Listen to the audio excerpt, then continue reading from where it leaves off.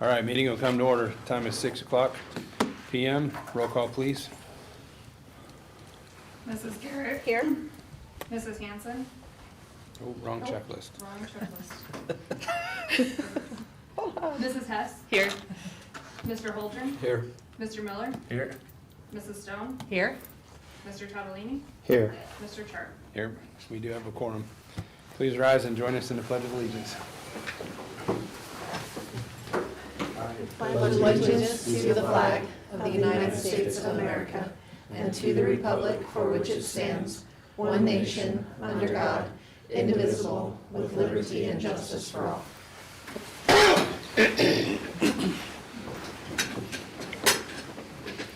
Is there a motion to adopt the agenda? So moved. A second. Been moved and seconded to adopt the agenda. Is there any discussion? There is no discussion. Roll call, please. Mrs. Garrett. Aye. Mrs. Hess. Aye. Mr. Holdren. Aye. Mr. Miller. Aye. Mrs. Stone. Aye. Mr. Totolini. Aye. Mr. Chart. Aye, motion carries. Next item of business, consent agenda. Is there a motion to approve the consent agenda? Also move. A second. It's been moved and seconded to approve the consent agenda. Roll call, please. Mrs. Garrett. Aye. Mrs. Hess. Aye. Mr. Holdren. Aye. Mr. Miller. Aye. Mrs. Stone. Aye. Mr. Totolini. Aye. Mr. Chart. Aye. Motion carries. Next item of business will be celebrations. Does anyone have any celebrations to share? I do. Marcia, Paul, and I attended the, Character Strong meeting last week. Mrs. Nichols ran it, and she did a wonderful job. I want to praise her for the job she's doing there. They went over conflict resolution, and the student engagement was just amazing. I think she called on every student there at least once, and they volunteered to do all kinds of things. And I think the thing that shocked me the most was she knew all of those kids' names, and afterwards I learned that she knows the names of every child in that school. So it was neat to go to. Very cool. I agree. Do you have anything to share, Marcia? I do. So I would agree with Mr. Holdren. Ms. Nichols did an excellent job of teaching Character Strong, and it was great to see in action. That's the curriculum that you approved last school year. So nice, strong student engagement, and her I statements and the traits that she was teaching students to use was absolutely important, and it was great to see. Honesty and kindness, all those traits that we saw. And there are pictures up on the screen from that observation.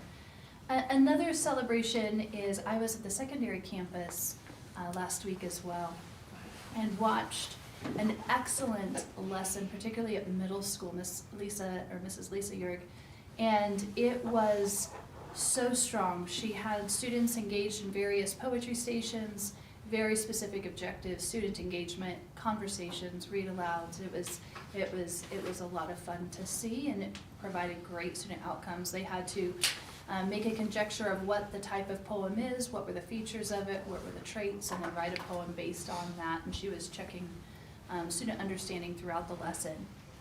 Also, you'll see a couple pictures of middle school and high school students who attended the 63rd Annual Northeast Colorado Honor Band in Ray this weekend. Here's our high school students. And Ms. Miner said what a great job they did. They just performed excellently. The other celebration I have is a thank you to our Board of Education. This is a very authentic thank you. And I have a little something here I'd like to read. It says, tonight we recognize our Board of Education with genuine gratitude for your service to this community. What the community doesn't see are the hours you spend preparing, reading hundreds of pages of financial reports or board superintendent reports and policy documents, Late night budget sessions or work sessions, the weight of decisions affecting 1,200 students and their families. You serve a district facing significant challenges. We had enrollment decline this year, budget constraints, storm damage recovery, and the critical work of ensuring every child receives the education they deserve. You do this knowing that more than 60% of our students qualify for free or reduced lunch, and you've committed to making this district a place of opportunity for all. Your role requires you to be visionaries and accountants, advocates and skeptics, often in the same meeting. You must balance today's urgent needs with tomorrow's long-term vision, all while navigating state mandates, community expectations, and financial realities. This work is unpaid. There are no bonuses or accolades. You serve because you believe in this community, in these children, and in the power of education to change lives. You serve because you understand that every decision ultimately impacts a child's future. You've supported the Beat Digger way, made tough choices about priorities, asked hard questions, and held us accountable to serving students well. You've worked to eliminate barriers to achievement and ensure every classroom is a place of grade level learning. I know the criticism comes more readily than praise. I know the sleepless nights and the sacrifice of time with your families. And I know you do this work with integrity, care, and unwavering commitment to doing what's right for students. The students of Brush School District may not yet understand the depth of your service, but they'll carry its impact for the rest of their lives. The decisions you make ripple out into classrooms, homes, and futures. Thank you for your service, your sacrifice, and believing that the children of Brush deserve the very best, and for doing the hard work to make this belief a reality. So thank you. There's a little token of our appreciation at each of your spots. A cup, and that's from our Beat Digger store at the high school. And then cookies from our local bakery. So,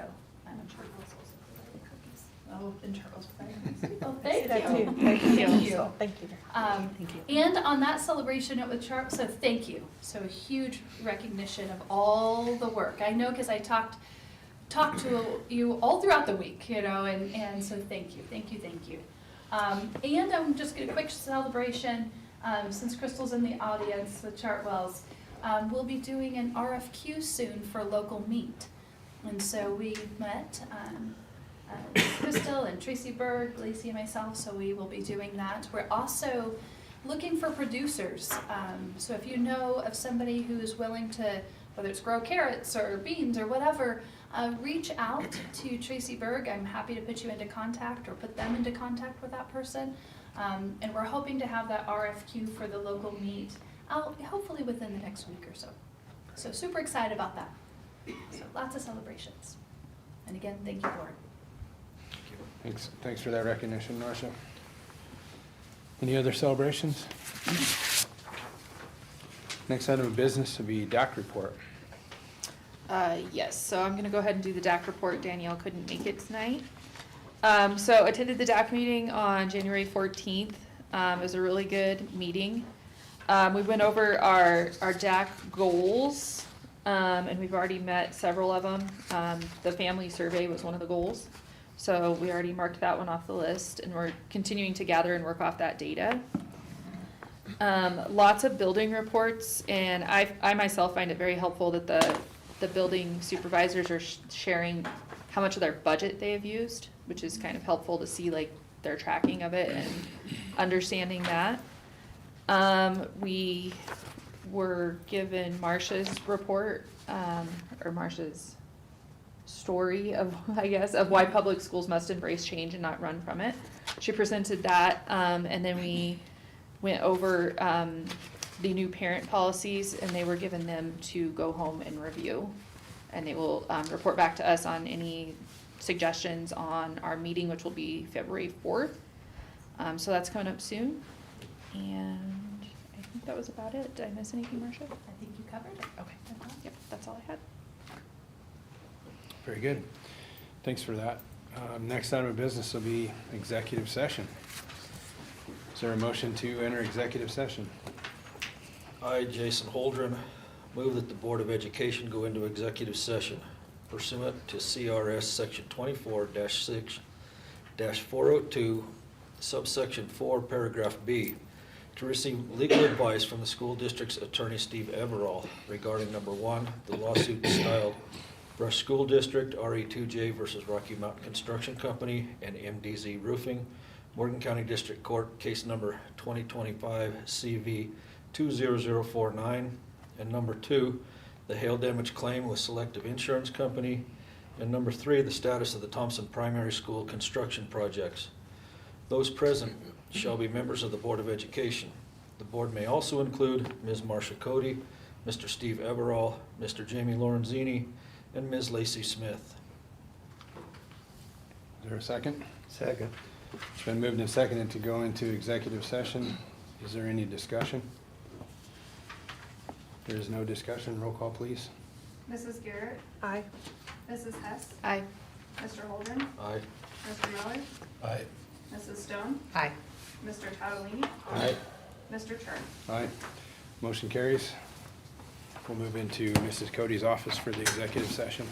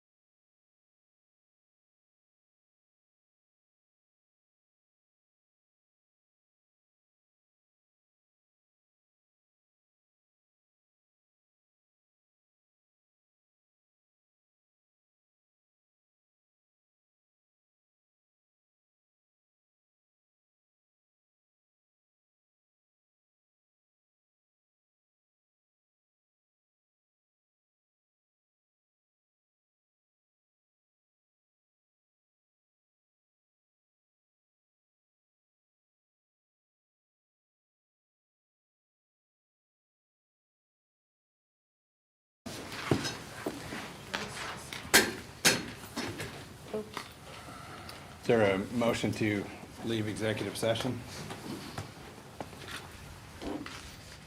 I so move. I, Jason Holden, move that the Board of Education leave executive session. Is there a second? A second. It's been moved and seconded to leave the executive session. Is there any discussion? There is no discussion. Roll call, please. Mrs. Garrett, Aye. Mrs. Hess, Aye. Mr. Holdren, Aye. Mr. Miller, Aye. Mrs. Stone, Aye. Mr. Tadolini, Aye. Mr. Church. Aye. Motion carries. Time is now 7:30 PM. The executive session is concluded and we return to the open meeting. Participants in the executive session were Mrs. Lacey Garrett, Mrs. April Hess, Mr. Jason Holdren, Mr. Bryson Miller, Mrs. Nicole Stone, Mr. Sean Tadolini, Mr. Paul Chard, Mr. Steve Everall, Mrs. Marcia Cody, Mr. Jamie Lorenzini, and Mrs. Lacey Smith. For the record, if any person who participated in the executive session believes that any substantial discussion of any matters not included in the motion to go into executive session occurred during the executive session, or that any improper action occurred during the executive session in violation of the open meetings law, I would ask that you state your concerns for the record. Hearing none, the executive session is concluded, and I'll ask Jason Holdren to report on the executive session. We went into executive session with our attorney Steve Everall to discuss the lawsuit of Rush School District versus Rocky Mountain Construction and MDZ Roofing, and the hail damage claim with Selective Insurance Company, and also the status of the Thompson Primary School construction projects. Mr. Everall, will you certify that the executive session was conducted in full compliance with all applicable laws and regulations? Yes, it was. Thank you. If there's no objections, we're going to take a 5-minute recess. Thank you.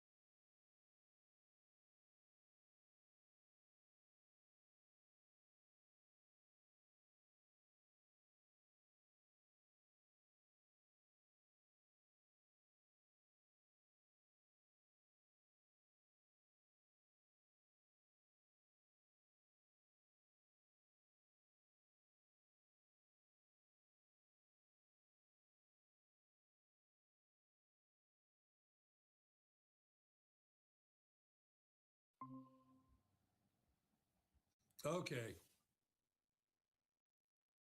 Yeah,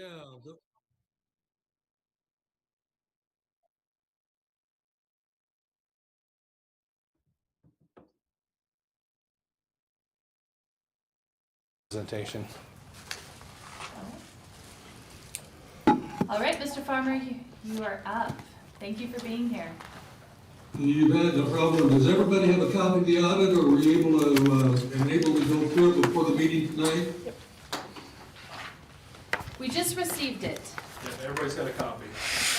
Okay, well, what I'd like to do then, if you don't have any questions to start with, what I'd like to do is just go through the financials and point out a couple things. Some things unusual that carried over into 25, 26, and that will be resolved then.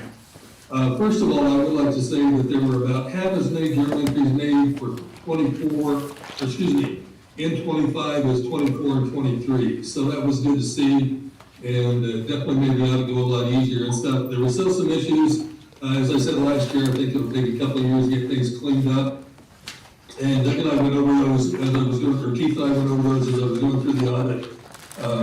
Field work and talked about some different things, and also talked about some different things as we went through the draft financial statements. Things are going in the right direction for sure, and hopefully at the end of 26, there will be fewer journal entries compared to 25, and then things will be a lot cleaner and a lot simpler to look at and understand. So what I'd like to do is just start on page 6 of the financial statements.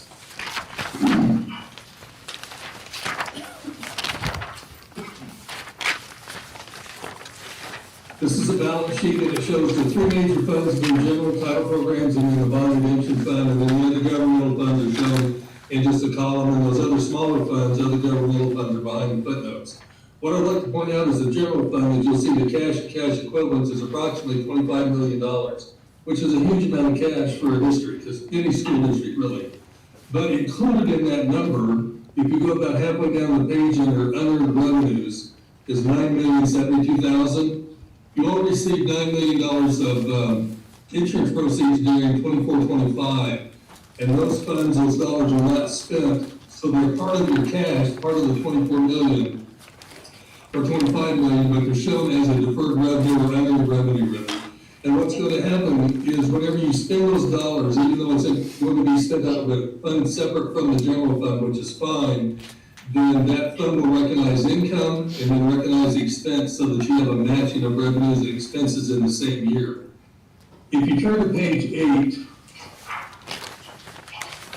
if that $9 million insurance money has been added to the profit, and about 2/3 of the way down the page on page 8, you can see the net change in fund balance being at $2.2 million. You would have shown an $11 million profit. And then in the 25-26 year, when you spent the $9 million, based upon these numbers, you would have shown a $7 million loss. So the up and down, the roller coaster ride and all that stuff was one reason why, it really is the biggest reason why, the $9 million will be recognized in the year that it's spent, so it doesn't materially distort the income or loss of the district, at least in the general fund. Okay, does that make sense? Okay. Again, when you look at the cash in the general fund, you just want to make sure that you realize that out of that 25 million or 24.8 million, 9 million of it is spoken for already. Okay, other accrued expenses of 1.5 million, that comes into play, but that number is fairly consistent with the previous years. Okay, bond redemption fund, 5.7 million, debt service requirement, equity fund balance of 5.8 million. That's pretty consistent and pretty comparable to what's happened in prior years. Still page 6. If you go back to page 8 and look at the general fund again, one thing you look at in any type of a governmental fund, especially a general fund, is that your fund balance, which is the 14 million down at the bottom of the page on the general fund column, that fund balance should not be less than 30% of your expenditures. Your expenditures in the general fund were 20 million, 30% is around 6 million. Your fund balance is 14, so your fund balance is twice as high as what a general rule of thumb is. shows good financial stability, shows sustainability, shows that you've got cash to do things that you normally couldn't do, might not be able to do if you didn't have that much cash. Now, one of the things that comes up with any governmental entity is people can say, you have too much cash. You know, I'm an individual taxpayer, I don't have that much money in my savings account, blah, blah, blah. And that's all well and good. The only thing is, as a board, you all determine how much cash you need. And you can have as much or as little as you want. Use the 30% rule in the general fund though, as a rule of thumb. So if your fund balance, and you equate that out to cash, gets to around 6 million, you really need to be aware of that a couple of years ahead of time and make sure it doesn't get down that low. You know, we're spending almost $2 million a month. Most of that's in salaries and benefits, but definitely there are other expenses that come into play. So as you do your budgeting, project it a little further out than just 12 months, do up 26 or 24 months, 36 months, and take a look at where your cash might be, say at the end of 27, even at the end of 28. Sometimes it's hard to do, but that'll give you a good idea of how you can address a possible problem today and take care of it before it becomes a problem in the year in 27 or 28. Right? The bond redemption fund, 5.8 million fund balance, it's a good fund balance in the bond redemption fund. You do have a lot of debt. Some of that debt could probably be recalled or repaid early without penalties. You'd have to take a look at the bond prospectus and do that. Again, the bond fund doesn't need 5.8 million. Your debt service isn't that much on an annual basis. But again, it's just the situation of you're accumulating the cash because of the assessed valuation, the minority override, and a couple of other things. What happens with the bond redemption fund, if you don't pay your debt off early and reduce the cash down, any unspent cash in the bond redemption fund, once the debt's paid off, will transfer to the general fund. So you kind of have a built-in savings account, if you will. But most districts will, at some point, if they have enough cash anyway, pay some of the bonds down early just to get rid of that, the mill.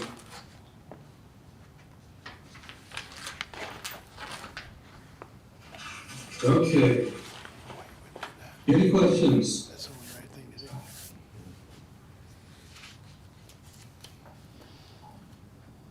Okay, if not, the footnotes start on page 10. Excuse me, we're going for several pages. A lot of information in the footnotes. There's also the management's discussion and analysis this year. I do suggest if you haven't read through the MD&A and the footnotes, do read through those two pieces of information. There's a lot of information about the school district in the footnotes. There's a summary in the MD&A that kind of puts everything together. They'll give you a broad overview of the district and stuff financially anyway between those two documents. One of the footnotes, though, that I don't suggest you spend a lot of time with is the footnote that starts on page 20, note 8, on the defined benefit pension plan. This is against the 68 plus all the minutes, the 68 on disclosures. And what it's telling you is how much your share of PERA being upside down actually is. We'll take a look at that number. If you turn back to page 4,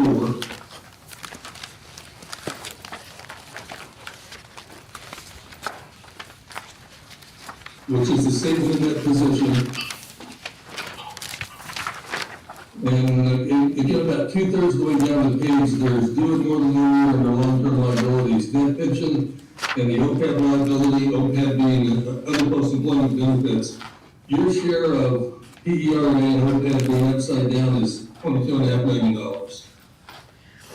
If there's not anything you can do about it, you have 25 million cash, so somebody can say, well, go pay off that debt. The problem is the school district is in a multi-employer defined benefit pension plan. So even if you put 25 million in, your share of the debt would go down about $500,000 because everybody benefits in that contribution. So what I'm trying to tell you is that when somebody looks at the statements and they see that you've got $22 million worth of debt, yes, you do, but it's nothing you can do anything about. The state is in charge of all of that. GASB 68 and 74 dictate what your share is based upon a couple of factors and stuff that come from CDE, or actually, excuse me, PERA. and you just have to disclose it in your financials. It isn't something you budget for, it's not something you can set money aside for, it's just a required disclosure, just realize it's there. Okay? Now, the debt itself, I talked about the 5.5 million or 5.8 million debt service. The long-term debt footnote, page 907, gives you the bonds payable, also the certificates of participation.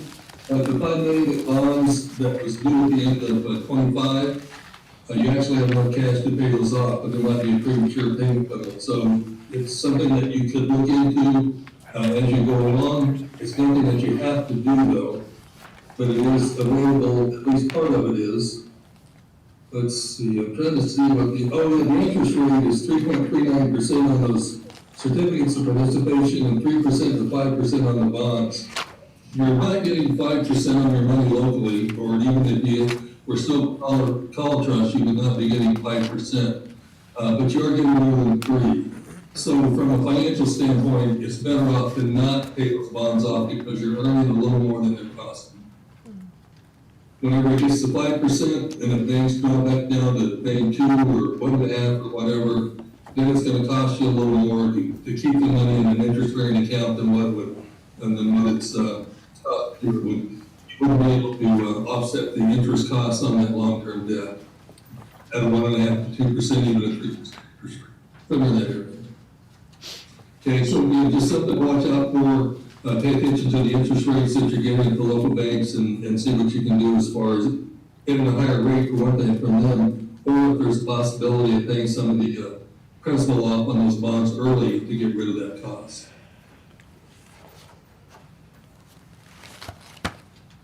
Okay.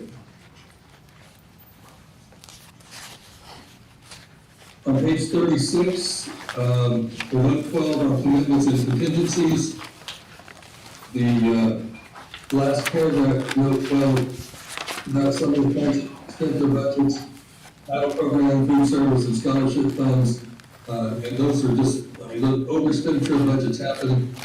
The legal interpretation or the legal requirement from the statutes is that you can't spend money unless it's appropriated.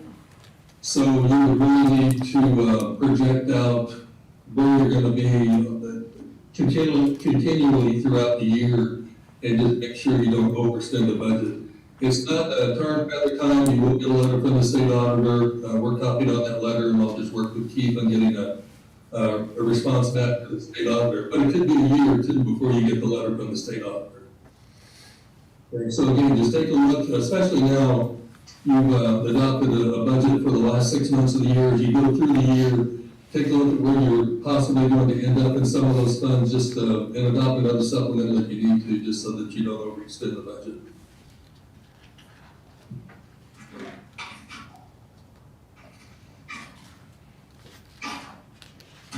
Budgetary information starts on page 38. Capital budgets there for the revenue fund. And then on page 40 is some detailed information, continuous information on the ERA, let's take right here, this ERA pension liability.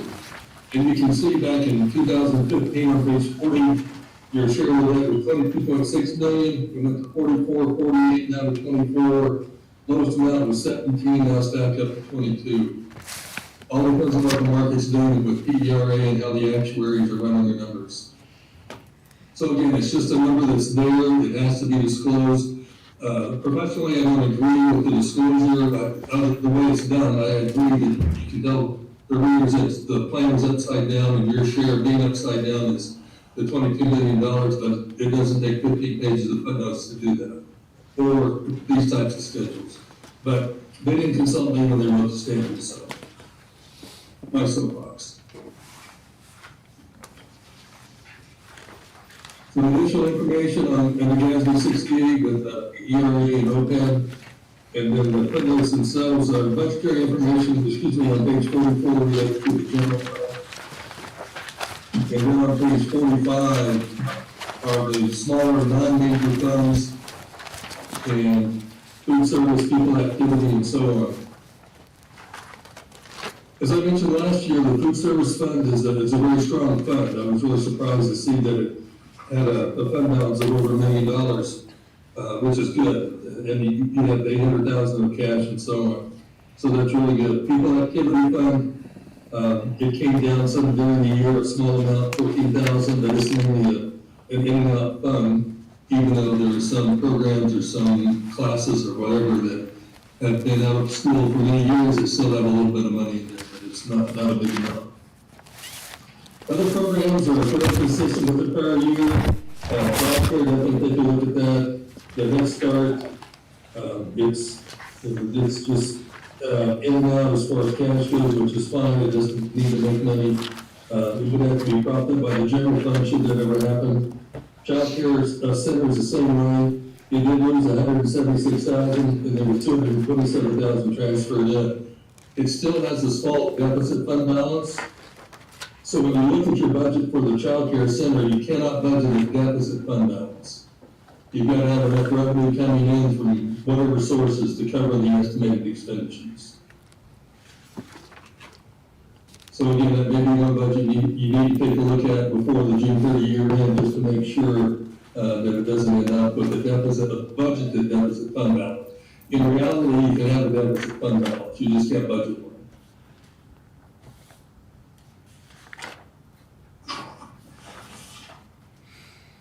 And then starting on page 47 are the individual funds, non-major funds, budget to actual. And again, I mentioned the food service fund, a couple of others that were overspent.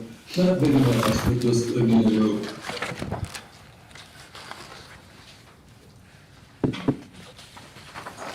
Any questions so far?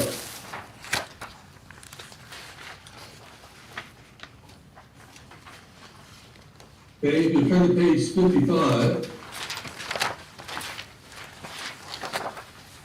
this is a schedule of expenditures and federal awards, and the total was $2.2 million, which is a pretty good number. Head Start, 800,000 that. There was still some ESSER money, and then the food service program, the cluster program was the food service program was a little over $1 million. The Office of Management and Budget changed the $750,000 threshold to $1 million. That's effective July 1, 2025. So in the 25-26 school year, if your federal funds are less than $1 million, you would not be required to have a single audit.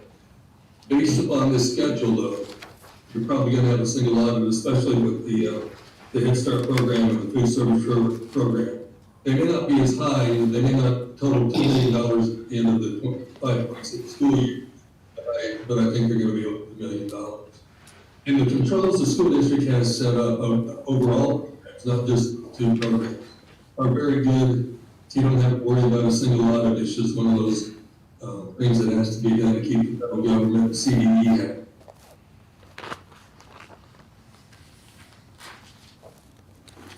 In the last few pages have to do with the Yellow Book report, which has talks about compliance with contracts, grants, and laws, and then the single audit report, which talks about compliance specifically with the compliance requirement related to electric grant. When there are no compliance issues, I need to bring to your attention. As I said, you all have good controls in place. They're definitely improved over the previous year, and they will hopefully continue to improve in whatever areas that need to be looked at closely to some other areas. Financial statements, again, as I said, were much better this year than last year. About half the journal entries made this year compared to 24 and 23, which is good to see. And again, I think that by the end of 25-26 school year, there'll be a lot of things cleaned up that the Keith just did not have time to clean up before the June 30, 25 year.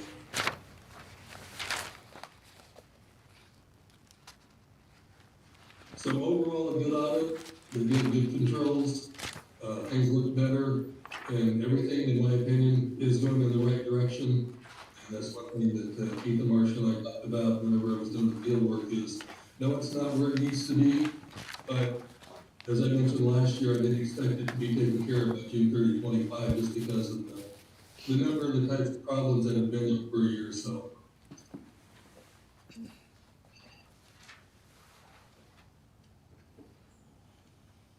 Questions, comments?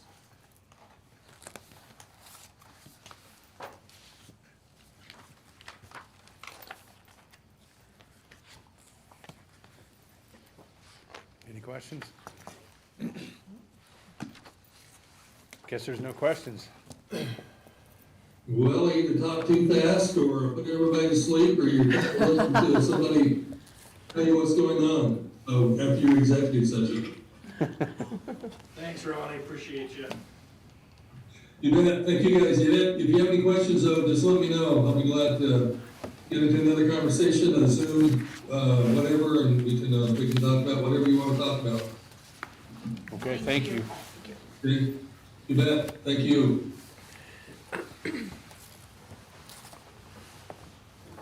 Okay, next item of business, 8.1 will be financial reports. Okay, I just have a few clarifying things on the audit I wanted to clarify here. $14 million ending fund balance, that $9 million was accounted for, that's the money, and most of it's for the new board members. We moved, just to clean up the books, we took that out of the general fund, we moved it to a new fund, which is the insurance fund, so we can track it simpler in one fund. So there was $9 million. There's another almost $4 million that we took and we put in a capital reserve fund. The majority of that was to pay for the best grant match. So in all reality, we started the year with more like a $10 million fund balance instead of $14 million. So I just want to clarify that. Another thing that he stated was that we need to estimate our cash 36 months out. I'm just going to say right now, as a 2-decade veteran of school finance, that's going to be absolutely impossible to give you guys accuracy. It's going to be absolutely impossible to do 24 months. We don't know what the state looks like. We don't know what the conditions look like. Pupil count. So I just wanted to be clear on that. I mean, I could draw something out and give you an estimate, but it's going to be just like throwing a dart at a wall. So, I mean, I wish I could give you guys longer than that. Bond redemption fund, it's higher right now, and that's a good thing. We can pay it off early, be good stewards of taxpayers' dollars, make them happy by saving that. Or right now, another thing that we consider is if we keep our mills constant and for some reason our assessment drops, like potentially with the energy plan out there, we could consider keeping our mills constant and absorbing some of that overage so we don't have to pass it back onto the taxpayers. So that's two options with that, why it's could be a little bit high right now. So we discussed that back in December and when we did our certification. Another piece is, let's see here, sorry, I can't read my own handwriting. It's been a long day. Oh, the appropriations, we talked about the appropriations. Even tonight, we approved the appropriations. I budgeted those a little bit higher than I even anticipated, like worst case they would be. We're gonna look back at May and June, we'll assess and see if we need to come in and do a supplemental. Last year, there was just a couple that I guess maybe skated by me, but at the same time, I mean, it won't be a big deal. I'll talk to CD and we'll get that dialed in. They understand we were going through a transitional period, so they're working with me pretty good. Food service. It was stated that $1 million fund balance is a good thing. It's not. By law, we can't have more than 3 months, which is more like $300,000. It's actually a law violation to maintain that. I went through that with Mr. Farmer last year, and it is a problem. We got cited last year in our audit report for that, so we had to come up with, you probably remember, we had to come up with a spend down plan that we're working on. Not saying we got to finish it in a year, but if we're showing improvement, they'll continue to work with us, but it is a problem. We cannot maintain that kind of a fund balance. So I just want to clarify that. And the child care budget, we took care of that this year. We budgeted for a $215,000 deficit as of the end of December. We were actually trending within a couple $100s of that number. I mean, it's amazing how close we are. We're gonna look again in May and June and see what that number truly looks like, and if it needs to be adjusted again, we'll do a supplemental just like we will with any other fund. Don't wanna scare you with the para stuff.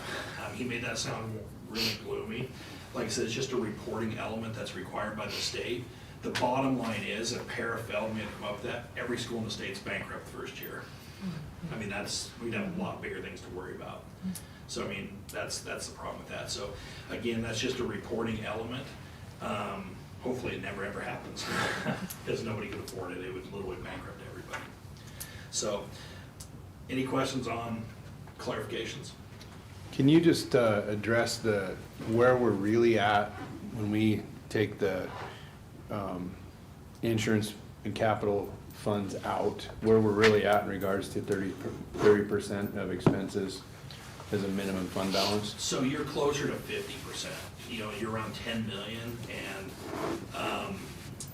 well, 10 million and we're about 22 million in expenses. So we're probably a little bit under that, closer to, I don't even know what that is. It's been a long day. Yeah, so basically 6 months of operating. 6 months or a little less in Yeah. operating. Yep. So. And the recommendation generally is 4 months. Recommendation is, I mean, it depends on which auditor you talk to. There's no law or anything, but I mean, good rule of thumb is somewhere between 3 and 6. Yeah. Anywhere between 6 and over is great. Right now, if you can be 6 to 9, that's great. Typically, right now, most schools, if you're over 9, you know, it's kind of a little excess, you know, typically you're not spending your money. I know of a school about 50 miles south of us that has 20 months worth of reserves on the books right now, so. So Anyways. let me dabble into that just a little bit, just for public perception and make sure everybody understands this, because obviously Paul and I have had the opportunity to have more in-depth conversations around this picture, right? So, as Mr. Farmer alluded to in his report, right, if somebody's listens to that in our community or staff member or whatever, while we're all discussing the need for some cuts and some tightening of the belt and things, they'd be like, well, that doesn't align, because he just said you have a $14 million fund balance, which is over 2 times what the quote-unquote rule of thumb is, right? I want to make sure everybody heard Keith explain, because this was a big problem under previous leadership, right? That the fund balance was presented fictitiously to this board, and spending decisions were made based on an inaccurate fund balance picture. Okay, and so that's very, very important. Obviously, things are being done, and you heard that. We need to realize that things are aligning and getting sorted out appropriately, and that the true fund balance is not 14, but it's more like 10.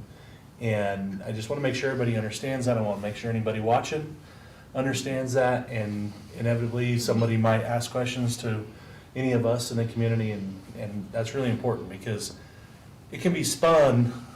It's very easy for the fund balance to be spun in an inaccurate way. Is that fair, Keith? Very fair. Yeah.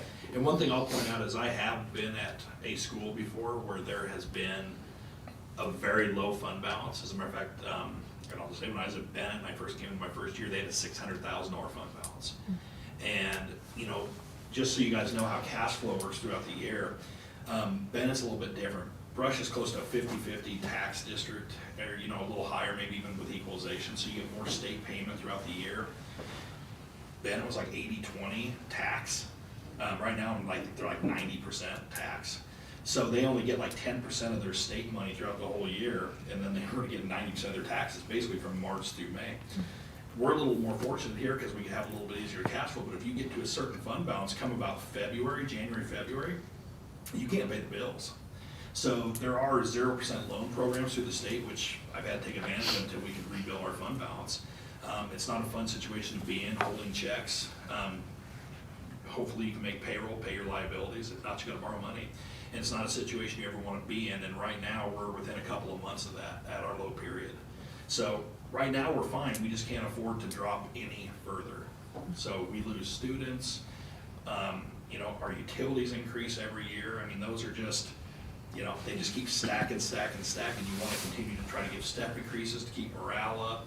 I mean, there's just things that you have to do. So we just got to be real careful, and that's part of the reason for this reduction that we're looking at doing. And, you know, Ms. Cody and I have been through a lot of budgets, and I'm confident we'll get where we need to be, you know, but it's just something. So anyways, I'll get to my report, and I'll try to do it in brevity. I know it's been a long meeting. So as always, just so you guys know, I like to read my reports because I'm kind of goofy and I can't really think on the spot anymore, so, all right.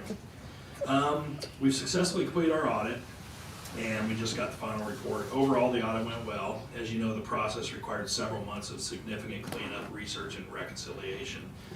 In my 2 decades of experience, this is the most extensive cleanup I've ever encountered. That said, I'm very pleased with the progress we have made through teamwork, and that's everybody in this district office. Extra time and improved training and processes. We have some great processes in place now, district-wide. That's really great.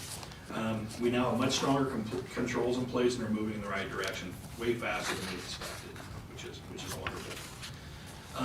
We've also been working diligently on a full overhaul of our employee health insurance plan. Many employees are unhappy with the current plan, which costs the district approximately $2.4 million each year in fixed cost premiums. Under this model, the insurance company and its shareholders retain all profits, while pharmacy and medical procedures are often billed at extremely high rates, sometimes over 13% over Medicare rates. This is the main reason we see large increases year after year. It's simply not an insurance issue, it's a pricing and auditing issue. The proposed new plan, the broker that I've used over the years will come in March and give you guys a better presentation of this. I'm just giving you a little taste. The proposed new plan significantly will lower fixed costs and creates a pathway for employees to have little to no out-of-pocket insurance costs if they follow the plan guidelines. There's a certain prescribed path. Employees will have direct access to direct primary care, which will allow for longer appointments, often 30 minutes to an hour, so providers can truly understand patient needs better. Because this is a direct pay model, which means we pay them a fee, it doesn't go through insurance. Employees can access care as often as needed without the usual barriers. Medications and lab work will also be deeply discounted if not free, and telemedicine and prescription outsourcing will also be available to reduce costs for employees in the district. We are also working to significantly reduce dependent contributions to support our staff. Negotiations are ongoing.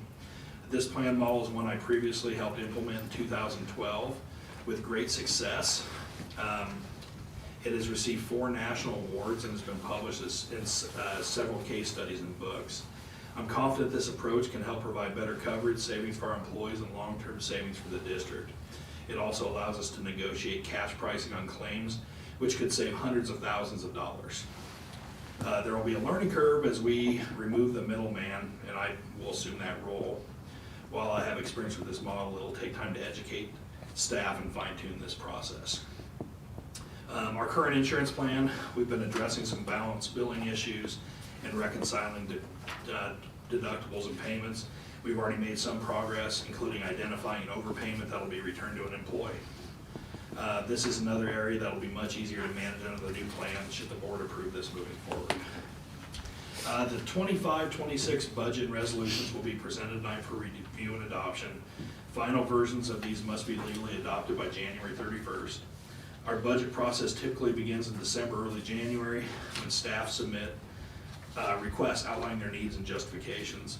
This information is typically reviewed by the CFO and superintendent. Revenue estimates are developed in late January, early February, preliminarily. They will change. The long bill typically won't be done with the House until May, probably this year. This will allow us to understand the overall financial picture. Once we have clear data, we will prepare a summary showing adjustments.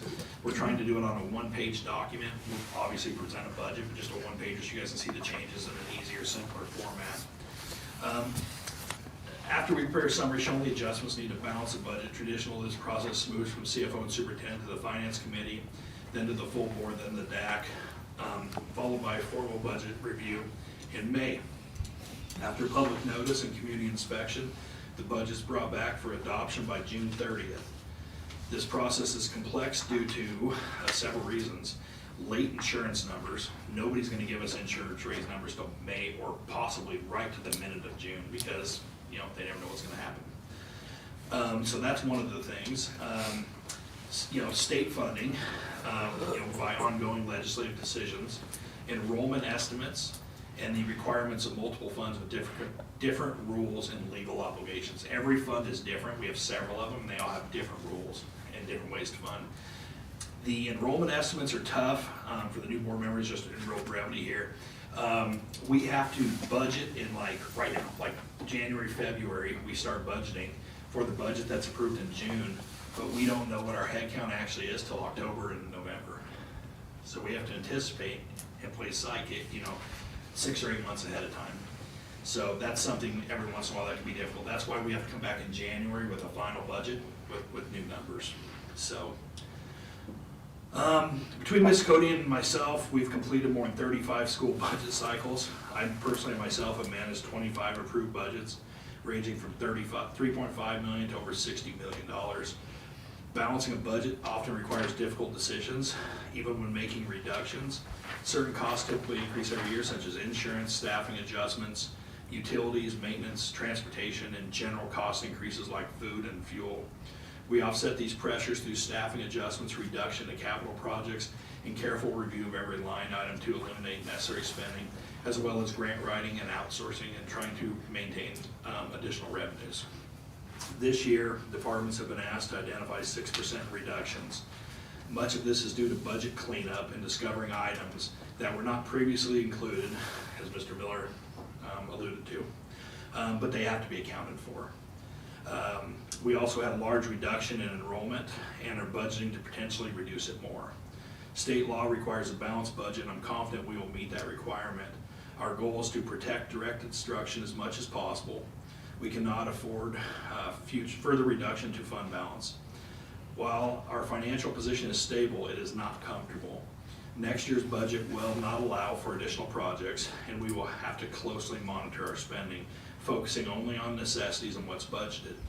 We will be bringing recommendations to the board soon, and will continue to be transparent through the process. I've also been working with the Colorado School District Self-Insurance Pool to explore better coverages for property, liability, auto, and self-insurance compared to our current provider, which is Hub International. During this review, I've identified that our building valuations were significantly understated on the preliminary numbers. Rebuild costs are closer to $400 a square foot rather than the $200 or so that's currently estimated. Correcting this issue, though, could increase premiums by approximately $200,000 to $300,000 to ensure full replacement coverage. I'm not prepared to discuss specific numbers tonight, as final figures will not be available until May or June. However, the board's gonna have to give me some direction on acceptable risk levels relatively soon, and we'll bring some scenarios. I think there's a good happy medium somewhere in there for risk, to make sure that we can adjust to the budgetary needs. Some of the options include adjusting coverage limits or increasing deductibles to manage costs. While catastrophic events are unlikely, they're not impossible. And like I said, this decision deserves some careful consideration going forward. Lastly, we revisit our procedures for deposits and purchasing. Earlier this year, we implemented some strong internal controls, particularly for the activity funds. After a recent review, we've made a few small adjustments. Overall, these changes have been very successful. Spending is much cleaner and much more transparent, and the process has reduced workload and liability for the building secretaries as well. Yeah, on my last page, I promise. The administrative team is currently engaged in discussions regarding a potential transition to SDS software, financial software, in lieu of our Tyler Technology Infinite Vision system. We've had a few meetings with the Abacus team, who is the SDS team, and are leaning towards possibly moving forward with SDS. We basically sent them a wish list the other day, and if they can meet that, I think that's the direction we're gonna try to push. It's a cheaper and better version. Mrs. Cody and myself have both used it. I've used it for quite a long time. Preliminary analysis indicates an estimated cost savings of about $15,000. Like I said, SDS is simpler and it's more efficient, and it's got a lot stronger reporting capabilities. The Abacus implementation team consists of some really experienced professionals. As a matter of fact, most of the ladies that are working there were the ones that trained me, 20 years ago. So I'm confident in their ability to successfully implement the system with the July 1st start date, if that's the way we go. Training is expected to be thorough and very well executed. I'm personally familiar with their lead trainers again and their implementation specialist. We have submitted a comprehensive list of questions and requested features to Abacus, and they're currently waiting a response. Once the information is received, I will get with Ms. Cody and get her permission to move one way or another, and then return to the board with a formal recommendation. Okay, on a side note, you guys will like to hear this. This is pretty cool.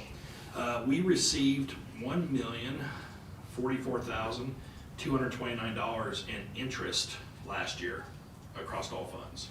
How cool is that? We were good stewards of the monies and invested wisely up to our legal capabilities. So, we should be pretty proud of that return. That's something to be said. A couple questions here. Does anybody have any, and there's like 5 of them. Does anybody have any questions on the motion items coming up? First one I was gonna ask on is the salary schedule adjustment, increasing the minimum wage to $15.16. Okay. Does anyone have any questions on the audit approval for the 24-25 school year? Basically, a legal requirement that you guys approve what Mr. Farmer just said in the book. You guys, not saying you necessarily have to like it all, but it's saying that you approve what's in there. So, does anybody have any questions in the financial accreditation report? What that is basically it's a report that has yes and no answers that we have to answer on the audit. It's a statutory document. So again, that was in good standing this year. So,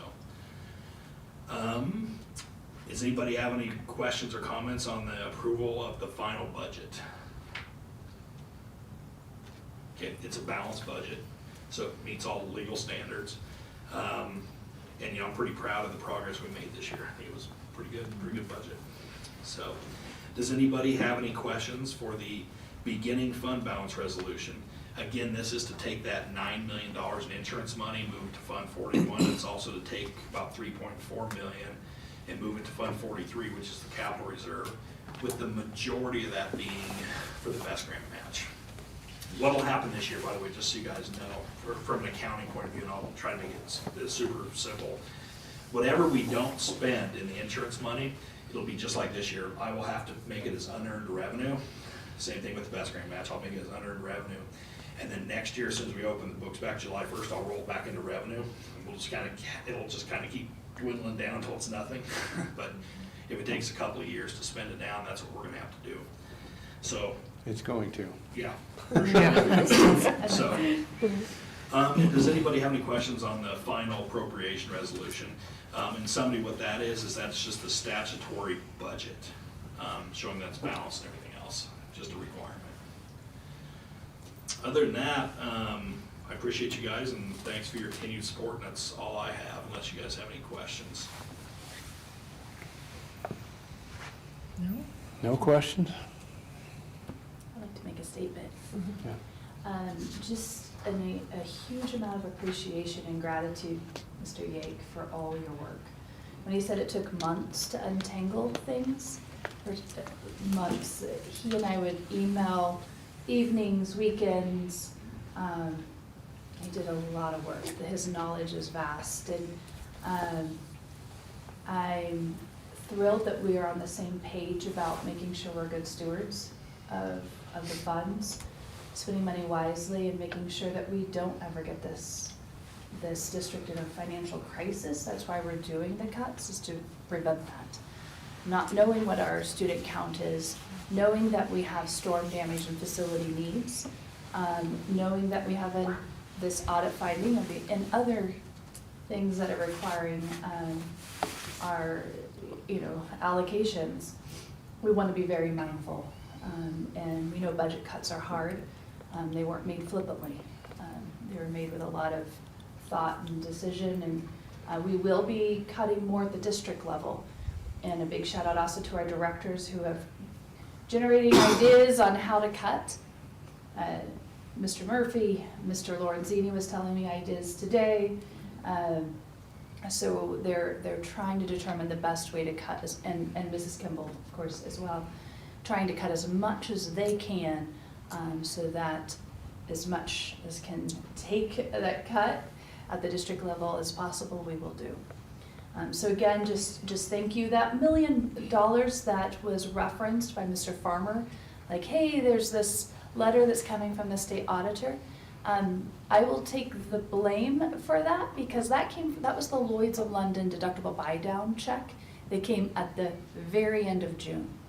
So Mr. Farmer is correct that you should do a supplemental money or a supplemental approval on your budget.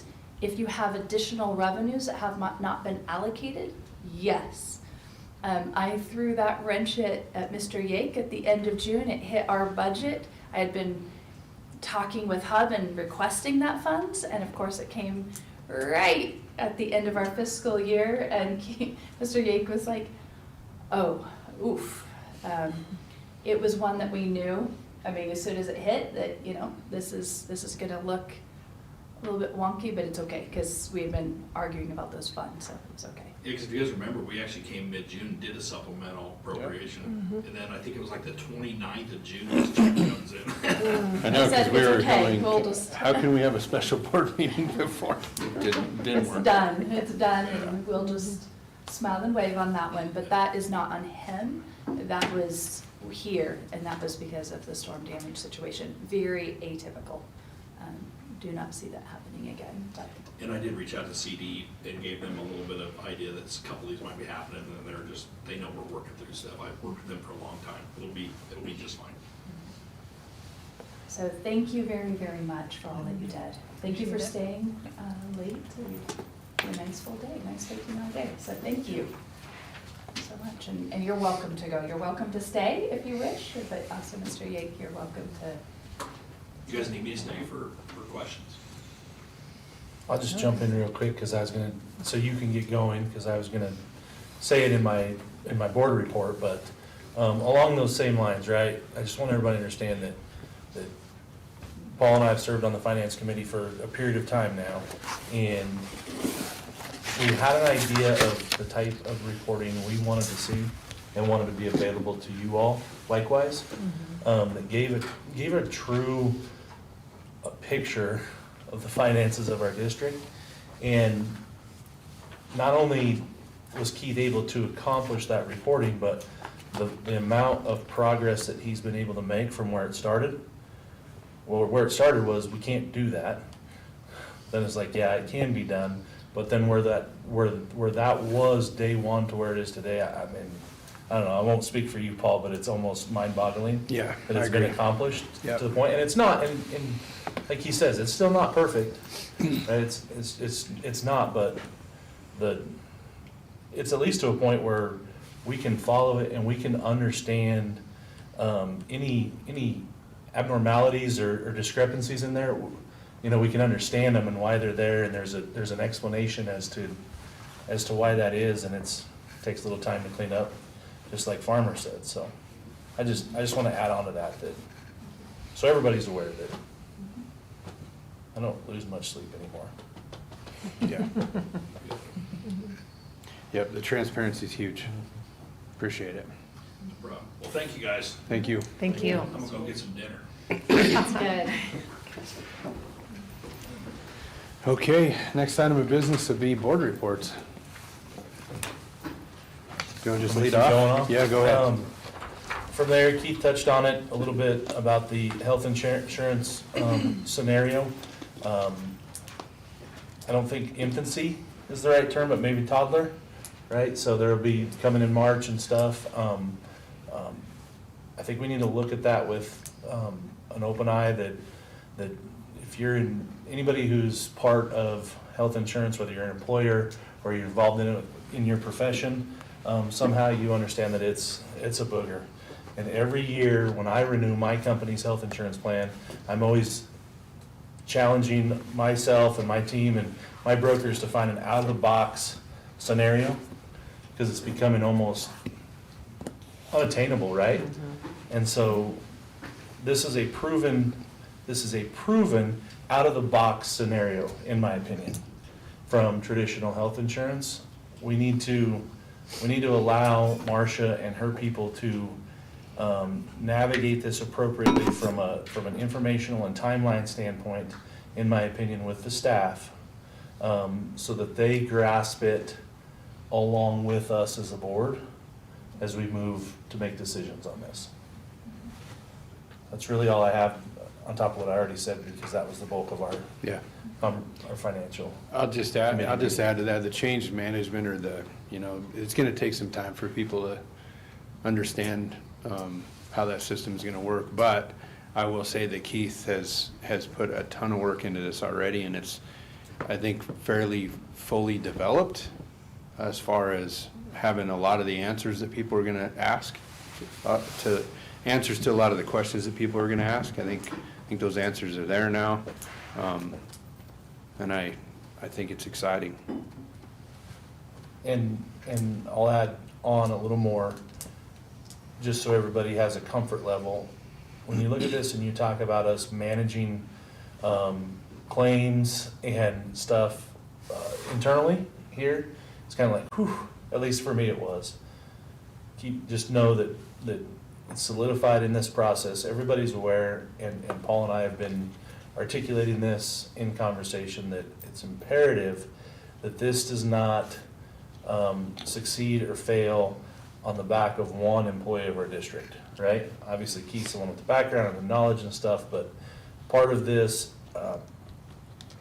working, and at least for me, part of me being comfortable with saying, yeah, let's go down this path, is that we have cross-training and we have things solidified in place to know that it doesn't all fall apart if something were to happen to one individual. Right.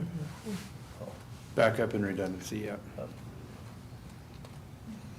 Any other board reports or any questions for Mr. Miller? I have preschool, if you want me to go, or Sure. can wait.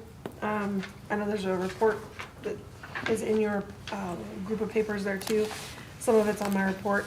I think the highlights for me were the Beat Buddies program that they've started over there.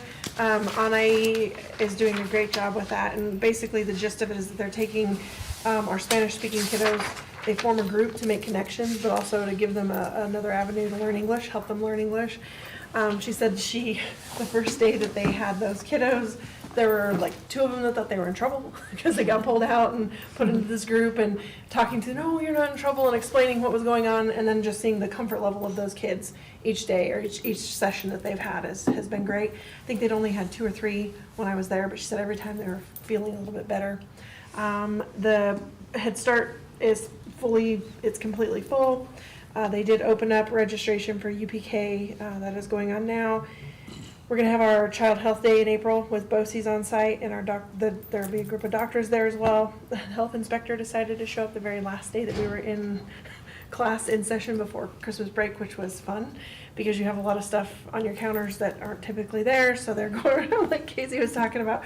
She walked into classrooms and she's just scooping gifts for teachers into her arms and like running them into her office, because you get docked for some of those things, and so they did as best they could, because it's like, why pick that day? But they picked that day. Also, let's see, they have a family partnership had coffee chat again. They did vision boards. 3 parents had come. Returning students can start registering January 29th. And then in February, they'll have their new student registration. I think that's pretty much it.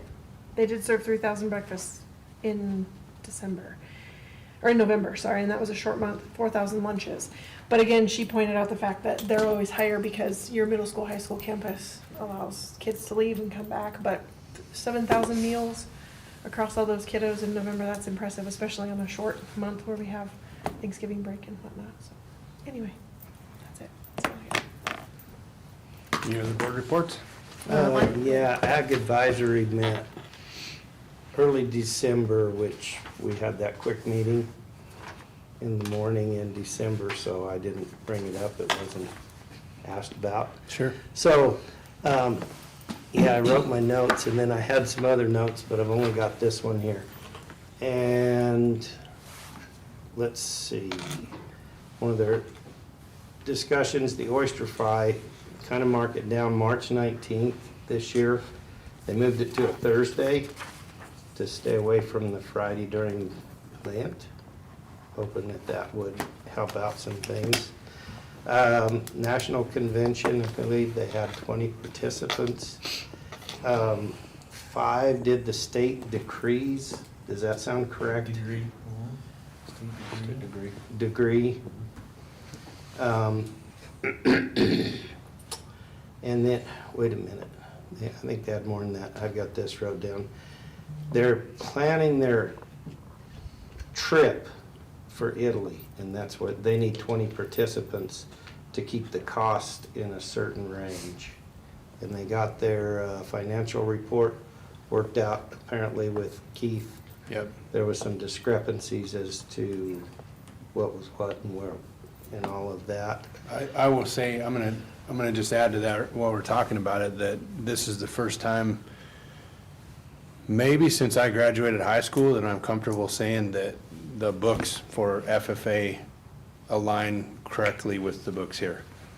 Okay? I would And- say, I'm confident that the balance that's in that FFA fund is accurate now, Good. for the first time for a long time. That was a long time ago. Yeah. The next meetings are here in February. Producers Breakfast, February 21st.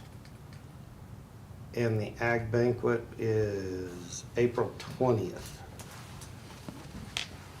So by next month, I'll have another Ag Advisory Report. And the CTE, did I say that right? They met, and I didn't get, they met right as we did this transition. And I did leave that, because Mr. Albo did send me an email regarding some of it. I will go back through that, get caught back up. And he mentioned in there, they meet like twice a year, so. Correct. But yeah, it was just, I didn't know they were meeting, and then he's like, ooh, I didn't know to contact you, and it was a day or two before, so anyhow. That's what I've got. Okay, I attended the CBOC's meeting. It was mainly a lot of, everybody was reviewing their financials and all their audits that they did. And then they did send out a email with all the different services in case anyone's interested. They've got a whole pamphlet of that. I talked to Marcia about a couple of things that I thought were interesting that we're already pursuing as our own district, so that was good. So. Thanks. Any other board reports? Meet and confer was last week on the 14th. It was my first meeting, but it was a long one, but I know why it was a long one. We went over the new medical insurance deal. We've started, first of all, with current medical insurance concern, which was old business, and there was some concerns as far as the explanation of benefits and them getting multiple ones and having to. Anyway, Marcia was there, Keith was there, and Marcia asked that those items be sent to Mick for clarity and trying to get those cleared up. New business was the new medical option, which Keith, we had a Zoom meeting with Brian Perry, who we're going to have also in March here for us, but he had a Zoom meeting. Keith was there. It was a pretty long meeting. I'm not gonna go through it all. Keith explained most of it in his report. There was a lot of skepticism from some of the teachers, which is understandable, bringing in a new, they're not happy with the old system, but they're skeptical of the new one, so we need to just make sure that that information is being fed to them and hopefully gain some confidence there. There was a lot said about it, but there's gonna be a lot more in the future. Then we went over first reading policies, fiscal compliance, bonded employees and officers, which we've gone through here. I think the biggest policy was the hiring of instructional staff / portability. And there was some discussion on how to get non-probationary status and how teachers know about this status. And Marcia explained that to them. Other than that, it's other readings that we've gone over, and they were just asked to look it over and ask if there's any suggestions from them. Other than that, can you think of anything else that was discussed that? I did share the parent engagement policies that I that's shared right. with DEC, but we didn't discuss them at length. I just shared, hey, please look at these over my feedback. That was it. But you covered it. I didn't go down far enough in my report. No, you're good. There You're it is. good. I just thought I would point that out. So do you anticipate discussion on those policies for the next meeting? Okay. Very good. Any other board reports? Okay, on to superintendent's report.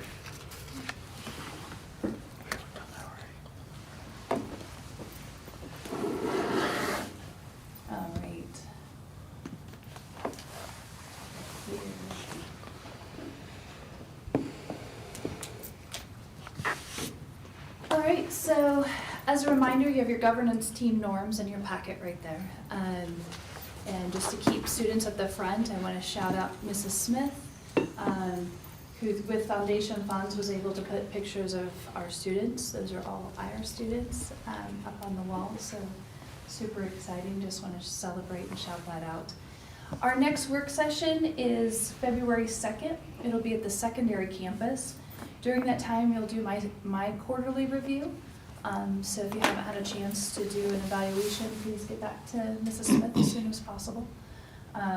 Shout out to Mr. Tatalini, he was the first one to turn it in. So that's what I heard, rumor said. Nice So- job. And you called me checking to see how I got along. Here's a cookie. Good thing, oh, no, you can't, let's take that. So I was proud of you, Mr. Tatalini. Okay, it's the first thing I've learned doing this. That beats me. I panicked this morning and looked. I'm like, was I supposed to have that done for today?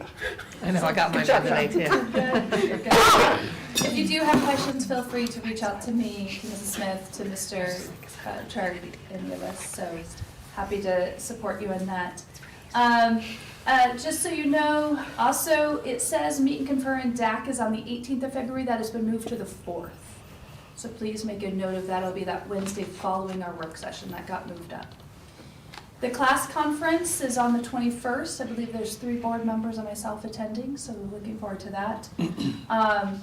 And then our regular board meeting for February, I know you know, I just want to state this so that everybody knows, is the last Monday in February, February 23rd. So just make sure you note that. We do have a retreat scheduled for April 11th. We just want to confirm that all board members can attend on that day. We'll probably do a half day in the morning if that works well. Is that a good time frame for everybody? Like 8 till noon or something along that route? We would end with a meal. Chartwells has offered to cater it on their dime as an extra, just a service and appreciation to the board. And it will be a menu based off of the celebrity chef that we'll be visiting tomorrow.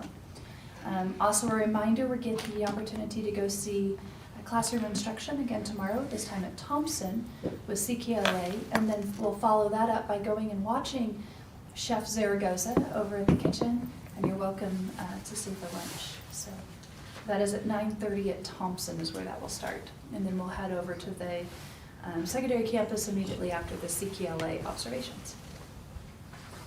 All right.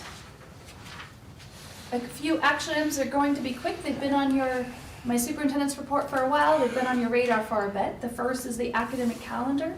Any questions on the 26-27 calendar?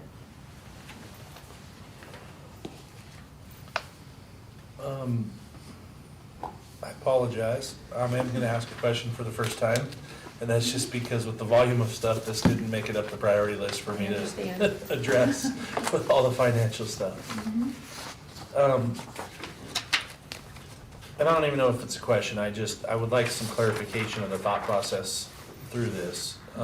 In the report, it stated that there was a decision made to hold basically, I want to make sure I'm understanding right, an entire week of Thanksgiving break and extending making the last day of school later in May than it traditionally is. Correct. And wanting to improve instructional time as a result of that. So I'm certain there was conversation amongst different committees and stuff. So what are the ideas of how we make what traditionally in school is the last week of school, no different than the last 2 days before a break or anything? Are there ideas of how we're going to improve instructional time in that last week of school since we're extending for that reason? I would say that high-quality instruction, improving instructional time needs to be every day, whether it's the last day or first day or any other day. No, the expectation doesn't shift on that. What I would say is that the number of days has remained static from this calendar to next year's proposed. And because Memorial Day is later, that's really why it's extended. It's like, okay, well, we'll end that Thursday before Memorial Day, and then that will be a PD day on that Friday, and then they're out for Memorial Day, before Memorial Day weekend. which allows, okay, now where do those days go? They go to that week in November to make that an entire week versus you could do a PD day here or P day here or start 2 days later. The consensus of the calendar committee was there's a lot of staff who would prefer to extend that out to 5 days. As a committee, we just do a consensus voting. It's here, here, here, we talk about it, so the representatives for that building, teacher and admin, make that decision and then take it back to staff. And it was decided that was the best week at that time when we first met, or when we met. It was shortly after that Thanksgiving holiday where we were here Monday, Tuesday. And the statements that were stated at that time, which were accurate, was that attendance was very low on that Monday and Tuesday. So what the expectation is in May is that attendance would be more typical, more in the 90s than in the low 80s as it was on that Monday, Tuesday. Thank you. Can you, before we move on, just describe for the board what the calendar committee is and who sits on that committee? And Ooh, you're going Is to that- test my memory. It would be easier. I to don't pull up need the names, agenda. but what's the Sure. composition of it? So it's classified and certified teachers. So certified teachers, classified staff, and administrators. I ask each school building to have at least one either certified and classified or both present, plus an administrator. We come together and I have a very set agenda. We focus on the importance of instructional time. That was where we spent a lot of time last year with calendar committee, was why does this matter? And why is it so important? And that all of our decisions have to go through the lens of high quality instruction. That's what we're about. And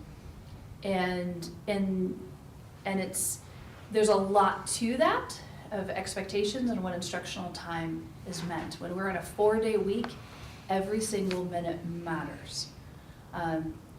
It's similar to a budget where it's like, gosh, well, why was that not approved for $20 or $100 or whatever amount it is? It's very similar with instructional time. And so that's so important with the calendar committee. After we go through that, then we make a series of decisions. And they're hard because then as the representative for your building, you have to stick by that because it's a consensus decision, which means that if anybody stops that decision, right, then we have a discussion until everybody's at least I can live with it. They're at a neutral, like, okay. And that would be about when our professional development days are at the beginning of the year, how they're split. You'll see that we still have that Friday. There's 2 PD days. Where we're starting, it's starting early. We have 2 teacher orientation days, like all of where the PDs were, every single Friday, all of those were decided by that committee. And then that went back. Each building then took it back to their staff during a staff meeting to discuss it and give their rationale of why. And now it comes to the board for approval. Okay, thank Did you. that answer your question? Who makes sure that our hours are being met?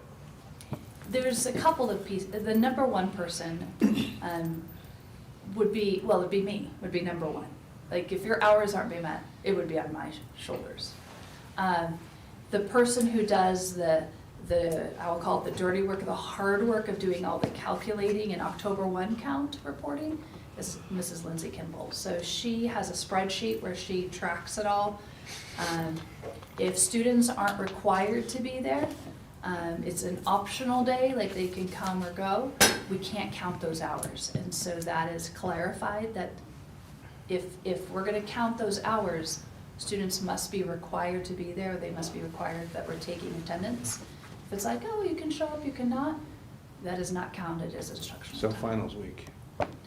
That was a discussion, correct. So that those instructional hours were revised to the actual amount of instructional hours based on requirements. How does that correlate to the policy change we had to make to include passing periods? We to were meet still okay because of what they did with their schedule, moving from 8 to 7, reducing passing periods. So we were still within requirements, even with that finals Friday. But there was a moment of concern when we first heard about it, like, okay. And so Mrs. Kimball was on it. It was her, because she's on it. And she was like, all right, I've got to recalculate this when she received notice that they weren't required. And she communicated it immediately with admin and said, hey, we got to be really careful where we're at. So you had mentioned on here that like with this works well because Memorial Day is so late. Mhm. So I guess looking forward, like what is our plan like for next year? Will this same pattern work? Or are we gonna try to throw in a Monday, Tuesday, Thanksgiving again? Because I think at this point, consistency would be awesome when it comes to stuff like this. And some districts will approve like multi-years at the same time. A big change that happened this year was not just the Thanksgiving, which it was, because it was like we had it and then we didn't and then we have it. A difference also is that when spring break will be. So the appetite for doing a multi-year right now, and we're talking about parent-teacher conferences looking different at the secondary level and doing weekly office hours instead of the traditional parent-teacher. So there's some pieces that are going into play to go, all right, let's try it and let's get some feedback on this and what is it like? Is the instruction, how is that at the end of the year? And we have strong staff, so I do believe we will. But when we reconvene next fall to look at the next year, 27-28 calendar, those will all be on the table. One, desiring consistency, because I think human nature desires consistent, right? We want patterns. But knowing that Memorial Day will not fall at that same time, other decisions will have to be made. So if we want to have a week at Thanksgiving, then something else has to shift. You either have to stay after Memorial Day, you'll have to start early, you have to cut into your Christmas break, they have to come from somewhere. But we need our instructional hours, so that's where those decisions will. Hard decisions, we always, again, it's like budget, we want to do all the things, but we only have a limited number of days to do that. So there are no parents and no board members on the calendar committee. Correct, at this time.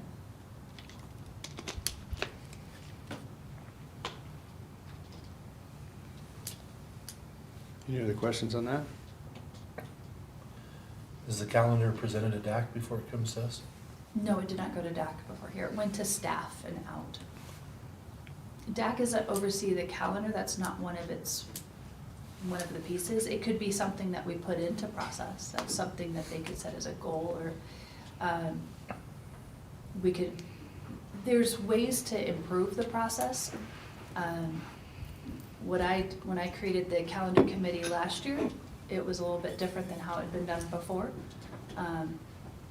And so trying to keep that consistent, I'm like, okay, how are we're talking about instructional time. I definitely think there's place for voice in that, and places for improvement, definitely. Whether that's through DAC or through a parent rep, or what does that look like? Where we need to just be mindful is the level of voice, but that's also with staff, right? So if one parent is like, we have to have 5 days at Thanksgiving, do you get that parent on? So it's just weighing, it has to be weighed through the lens of, okay, what is best for students? That's gotta be number one. And trying to determine that, I mean, we could argue that at length, like, is it, isn't it? At the end of the day, what do I care? I'm gonna be working, so at the end of the day is the days that we're here, high quality instruction. Whether it's August, or it's a day later in May, or it's a day in Monday, Tuesday in November, high quality, let's just do great things for students. And outside of that, I'm not picky as far as having an opinion. But I'm at a season of my life where it's easier, so that's not fair. Just high quality instruction, that's what I want to see every day, in every classroom. That's our goal. That's what everybody wants to see. Thanks for elaborating on that. Oh, happy to. Any other questions?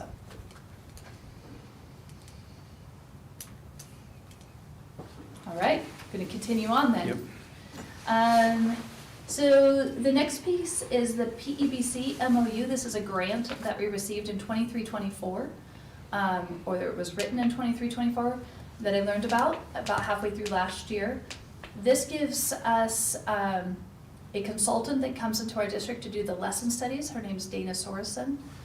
She also does coaching. She'll be walking with us tomorrow, so you'll get a chance to meet her. I'd like for the board to meet her.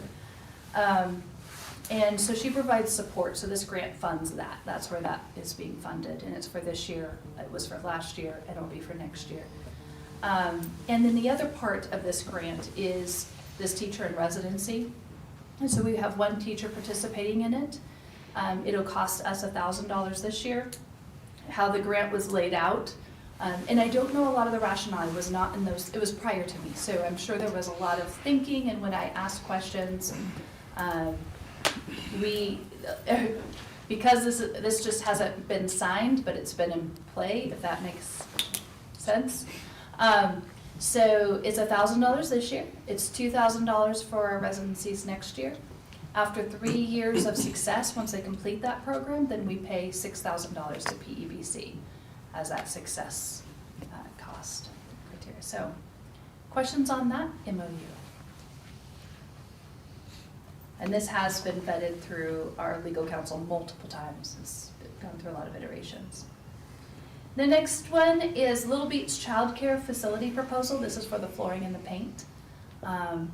We're proposing Cochran Construction. The reason for that one, they're able to do all of it, the flooring and the painting. It's also one that Mrs. Evans has used in the past, so this has been her person to go to.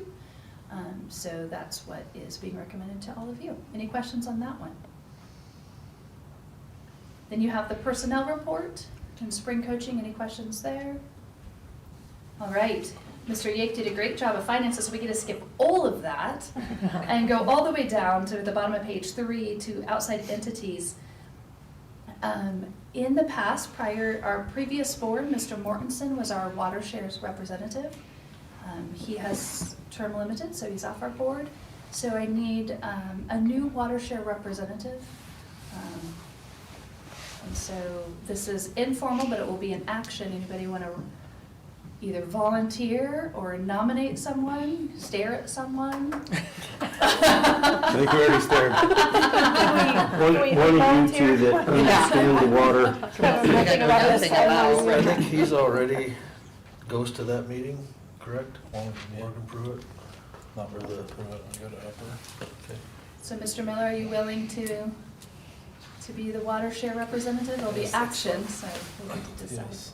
Awesome. Thank you, sir. Appreciate it. You'll get information very soon if you haven't already. Nice back there. 2 minutes. That's close. In There's 2 minutes, you'll get some information. Morgan Pruitt and Oh, gosh. Brush you're gonna- Lateral, right? Okay, you'll be able to tell me better. Well, we're gonna put a file, like, I know, we've talked about it. We're gonna get all this history and information completely written out and explained so someone like me can get it. So I love it.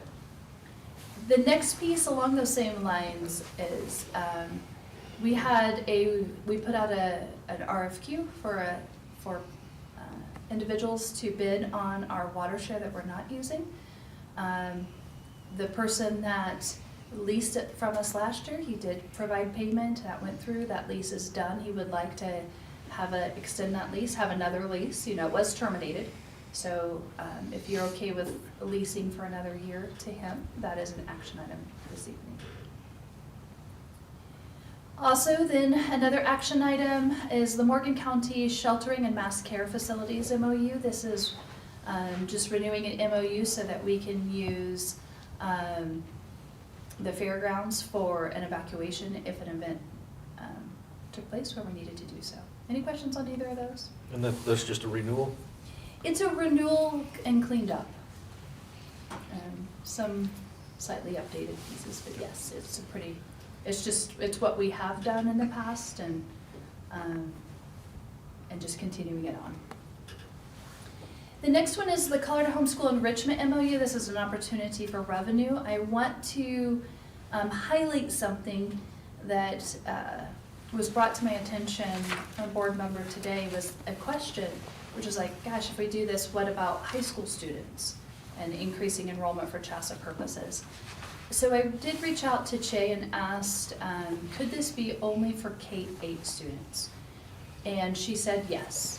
So in my superintendent's report, I have linked a version of this, and I'm gonna go ahead and pull it up with your permission. Is that okay if I just take a moment? Yeah. It's 6.1, if you're looking at the version in board book. I'm gonna show you the version here.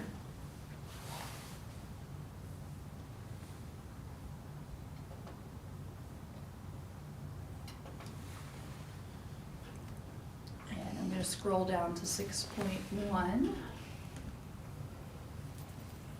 Scrolling.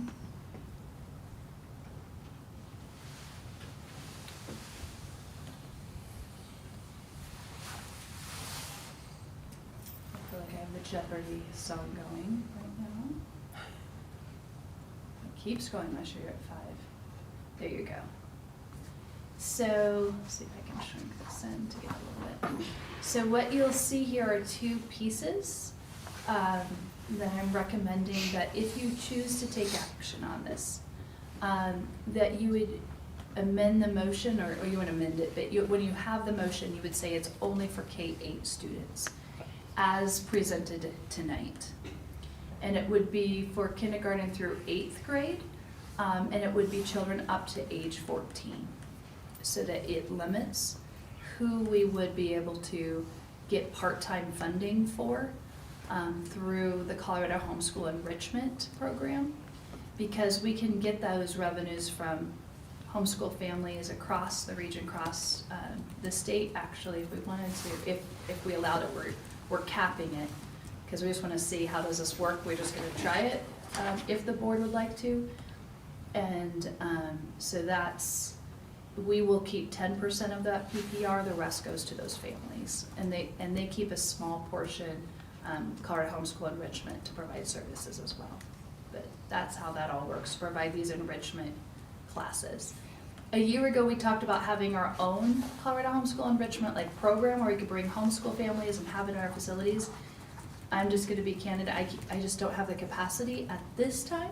I would love to find a way to continue to support families, just I can't at this time, but this is something I think we can do. Mrs. Kimball has done a lot of legwork in this and reaching out to Colorado Department of Education to say, okay, are we good with everything? And we feel comfortable that, yeah. We're just wanting to generate revenue similar to the medical insurance piece. How can we make it so we have more wiggle room in our budget? Questions on that? Since I threw that little caveat you could also not give a motion, right? You could not share a motion, move a motion, and then it will just be tabled. That's another choice that you have if you feel uncomfortable, okay? And then it will just be tabled. All right, are you okay if I head to policies? Yep. All right, you have 3 policies for first reading. The first one, Mr. Holdren referenced that we brought it up in meet and confer. All G policies need to go to meet and confer, and this one did.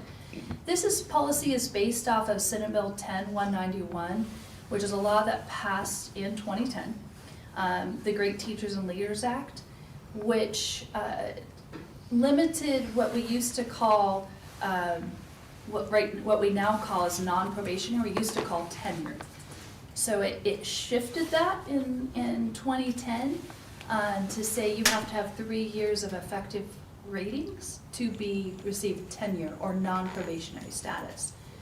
In the state of Colorado, the other piece of that is they've allowed portability, which says you need to be able to show that you have been effective with students for those 2 years, plus you can show some student outcome data if you didn't get that 3rd year of CMAS data and you moved before that time, or 3 years of effectiveness rating on RANDA. That's what this policy is talking about, is portability. It's requested when teachers are hired, this is for certified staff only, so licensed teachers. When they're hired, they would ask the principal for portability. They would show their data, which would be either 3 years of effective rating, or like it says here, they could also show the measures of student learning or outcomes. Because not everybody uses Randa for evaluation, so they might not have that effectiveness rating like we're used to. So they might not have access to it. Maybe they didn't make a copy of their evaluation or whatever. They could show evidence of student learning, but to request portability, they need to request that. That then will come into the personnel report. So in your personnel report, it would say, I don't know, I'm going to pick on Mrs. April Hess, like April Hess teaching 3rd grade non-probationary status. And it would show that so that you could say, yep, she has 3 years of effectiveness rating.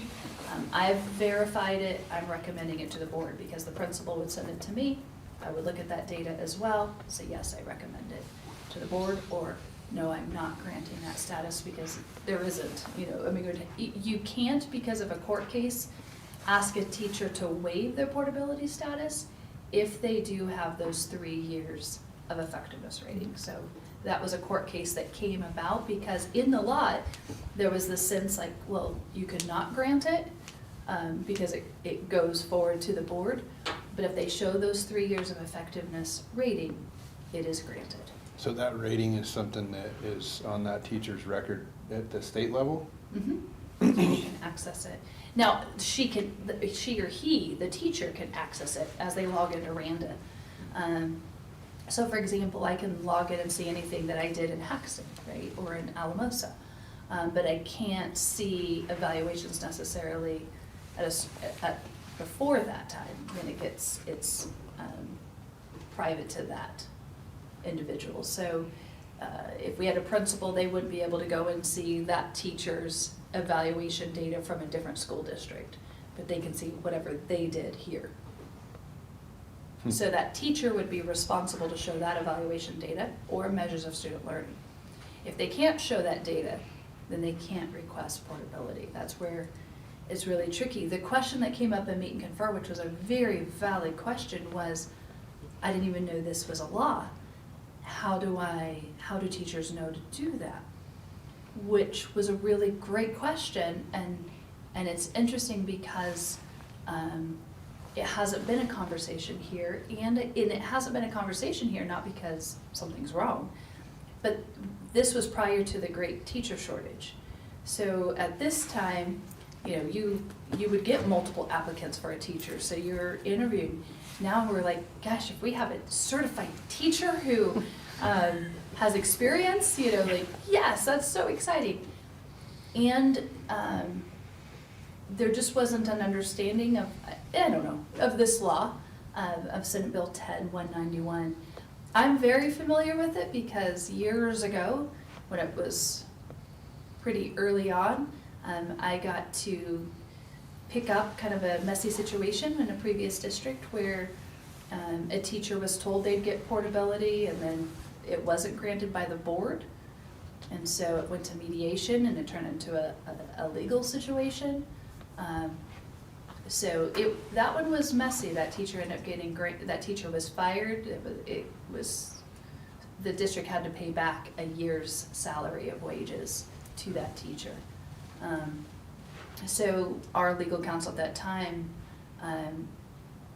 and I was just coming into it, the mediation was finishing as I was coming in, and said, you've got to clean up your portability policy. I happened to see that we didn't have a portability policy, and so because of my past, I'm just like, oh, you have to have a portability policy because that could be a problem. It's like when you have those moments, you're like, we got to take care of it. So that's what that is. This is first reading, so next month we'll have time for discussion. So think of all those good questions that you might have, and we'll be discussing it again at Meet and Confer. The next one is policy DAC, which is a federal fiscal compliance. Being a past assistant superintendent in my previous life and doing millions of dollars of grants, this is also a required policy if you have any federal grants, which we do. You heard that in the audit. A big piece is that time and effort reporting, so you need to have a policy about that and explain it and make sure staff are doing it. Mrs. Stone is probably very familiar with time and effort reporting as well. DH is, let me make sure I'm not going out. Nope, I need the disposition, DM. I have my notes here. Oh yeah, DH. So DH is our bonded employees and officers. So we had a question that came up in conversations about getting bonded about this policy requires any employee that has $50 or more in custody be bonded at $25,000, which is about equivalent of a little over $100 annually. Well, as we all know, there's a lot of employees who take Kate, do concessions, do fundraising, and so it felt messy. So we reached out to our insurance broker. We do have crime insurance, did talk to legal. Yes, that covers it. However, legal said we have to put that into policy that says that we accept crime insurance. So that's what that policy is doing. For second reading and up on the docket for discussion, we'll do the easier one first, which is policy D, and this is the disposition policy. I received, when I had the opportunity to be in schools for a listening tour, I was told that they didn't feel like the district cared because they got rid of all their things without, and I said, well, help me understand how I got rid of, like, what did I do? And at one of the schools, they felt like somebody got rid of all these things that were in their teacher's lounge that they really enjoyed having in there. And so as I've learned more, and I think Mr. Murphy can attest because he's been here longer than I, there were just various things throughout the district that were given away, and I mentioned this at the last board meeting. This disposition policy which says that anything with a value of $1,000 or more would need to have board action to be disposed of. And I think that's being a good steward. You ought to have a policy in place. Not that anybody would necessarily, but you just wouldn't want somebody to be like, oh yeah, I'm going to dispose of that. And maybe not dispose of it in the same way that another person might dispose of it. Questions, thoughts on that policy? I'm trying to be politically correct there. Who determines the value? You know, what we have done and what we're looking at, so there's some equipment in our ag sci department that we're looking at disposing. And there's a piece of equipment that, to be fair, there's several pieces they're wanting to do. They're like, hey, this is broken, it's not worth anything. So there's that, where it's like, this is not worth anything, and I just take their word that it's broken and it's not worth anything. And then there's another piece that we're like, well, there could be some value here, but there's this and this and this. So what we will do in those instances is just kind of, for lack of a better route, is Googling it and looking at the cost and saying, okay, if you were to purchase a used one, how much would that be? Similar to the greenhouse, it's like, okay, we know that's more. I don't want to have even if the money would come back to the district, I want it to be a board action item that I'm disposing of this. So so I've asked you to do that because I'm used to this policy being in place and where I've worked previously. But it's going to be part of it. I must have really gotten excited on that policy. So do you anticipate that looking like similar to a personnel report where there may be a listing of Could be. a handful of items monthly on the consent agenda? Could be. Okay. That could be one way. Could be on a consent, it could be its own action item. Okay. Any questions on that one? IGOC has multiple layers, so I just want to go through this one carefully. Put this one out of the way, that one out of the way. I think the easiest, and I mentioned this when I first introduced it last month, so I don't know that I need to go through a huge explanation, but I just want to make it clear. Is that we need to distinguish the difference between a visitor and a volunteer.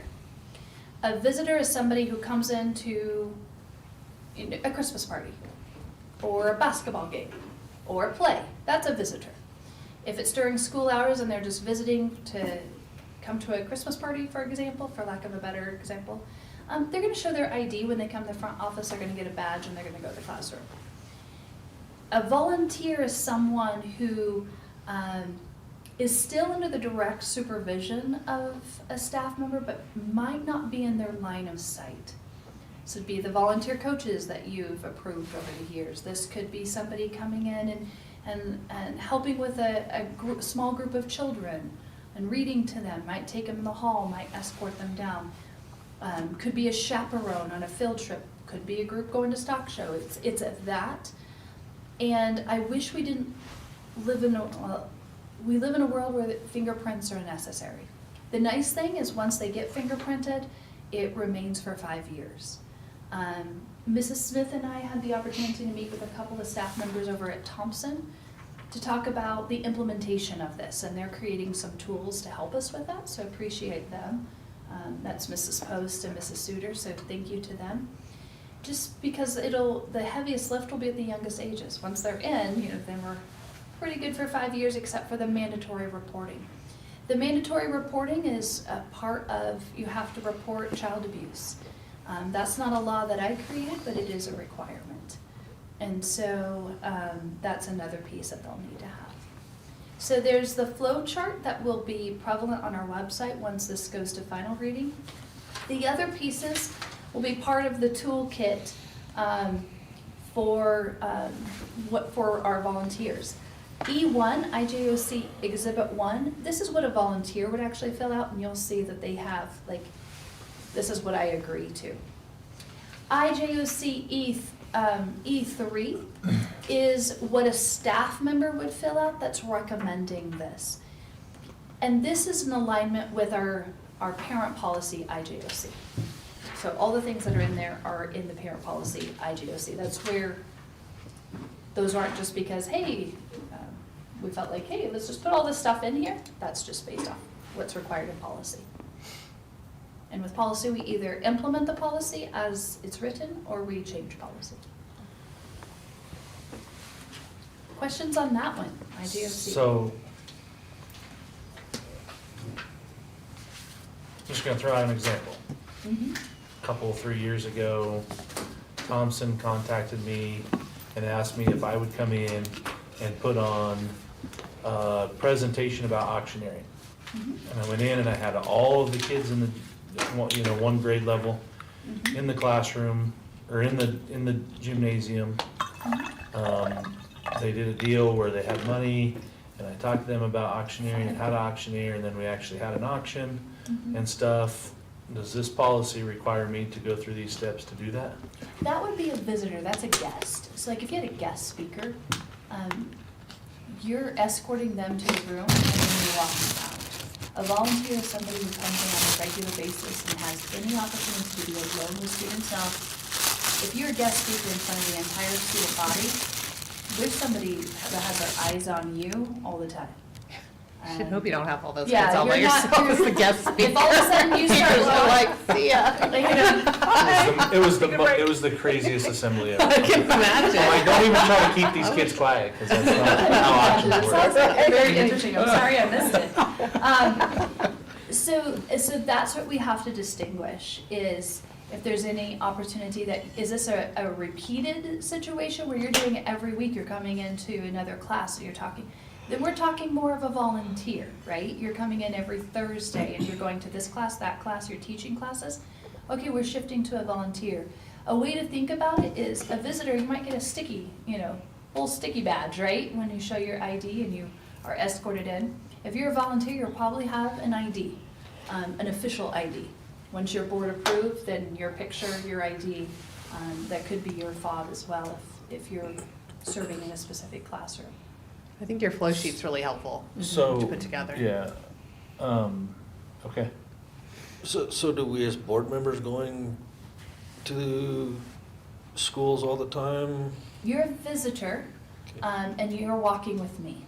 Okay. So I'm not sending you into classrooms or with students without a staff member, and you'll notice I'm always with you, even if you wish I wasn't. Always there, right there. And I understand why all of these things have to be done, but is this going to deter volunteers having to jump through all these hoops? My guess is that it will deter some. And yet, it's imperative that we do our due diligence. We had someone who said, we're doing budget cuts and you're spending money on fingerprinting. And my response to that was, you're right. and we could have the parents pay for the fingerprinting. Right now, we want parents to get involved, and we're helping with this transition. It could come 5 years of back saying, hey, let's put that on the community. Could be. However, we want parents to be engaged. It's not hard to get fingerprinted. You can make an appointment, you get a code, we pay for it, you go over to Fort Morgan. You don't even get black fingers, it's all digital. And you come back, and then it lasts for 5 years. The mandatory reporting training, I can't change that one. That one's there by state law. So that one, I would say, for me, is much more difficult than the fingerprinting. And going back to the $50, I would rather have that pay that and say we did our due diligence than some sort of accusation come our way and say, oh, when legal is a minimum of $300 an hour, right? Just my first little email and conversation with the lawyer. I've paid for several people. So I haven't had a chance to really study this hard. A parent volunteer on a field trip could be with a group of kids unsupervised, so they're required to Yes, sir. do mandatory reporter training as well? Yes, sir. Great information to have. It's good to learn. So let me clarify on the mandatory reporter training. That's a state law that's required for anyone, really any volunteer that has contacts with kids. So I'll give you an example. I think I told you this, but if you're a youth sports coach coaching for Indian Peaks softball league now, you have to they will not allow you to be on the field with kids without mandatory reporting, and because it's a state law now that anyone that's coaching or in contact with kids. So that's, once we've designated someone as a volunteer, we have no choice but to require that. Yeah, I had to do it to be a Sunday school teacher. Now, you can access it online, or they don't have to come attend your mandatory Correct. training at the beginning of the year or anything. Correct. But it truly is a 2-hour commitment of time Yeah. to complete it Yeah. How long is that certification? Year. Yearly. every year. Yeah. So I have actually two questions. If someone has, like, let's say I want to go volunteer, I already have a background check on file with the state, can I pull that, or you have to redo that? You have to redo it with us Okay. because and that's a great question. The results come directly to us. Okay. And then they come to Mrs. Smith. Mrs. Smith shows it to me, and any that have any type of history, I initial that I saw it. And sometimes I'll put some sort of parameter around that, like this person cannot drive a district vehicle, this person, whatever it might be. Initial it, date it, and then it goes in a very secure file. So we're required to hold those in a locked place with limited access. Okay. No one can access it through our computers or through our folders, everything's locked up. Okay. Question 2. Sure. How does this, if at all, affect that 8th grade trip to DC where parents are going? They're not necessarily the volunteers, they're really paying for the trip, but they can in fact be left with kids, or like instances where I remember was like the subway, New York. Like Connie's like, please watch over these kids. They're never out of sight. They're never really with kids, but at the same time, is that? Excellent question. So EF tours are not affiliated with the school district. Okay.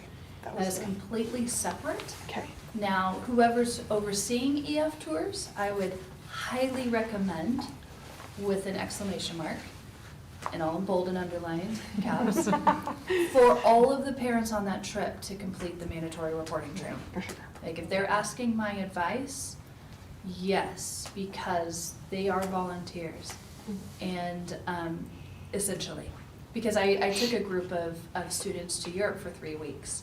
And we were on subways in France and England, and, and I would like to say that we were all in the same car, but, there was the lollygagger, and then all of a sudden I'm in Paris with a gentleman who, it's just he and I, So, yeah, hopefully that cleared. It did, yeah. That's the only, when I read this, that was the only couple questions that I had in the back of my mind, but thank you for those.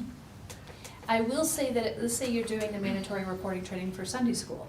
and you have the completed certificate, you can bring that in. That's what I was to gonna us. ask. So So don't if you already have to do it the for something training. else, you don't have to Oh, do that that's for good. every. Right. It's kind of like Exactly. concussion protocol goes for football, volunteer, all the way through. Well, it's kind of protection both ways, Mhm, Yeah, right. For sure. Yeah. not just for us, the school district, but Just also being for smart. the Person, person yeah. volunteering.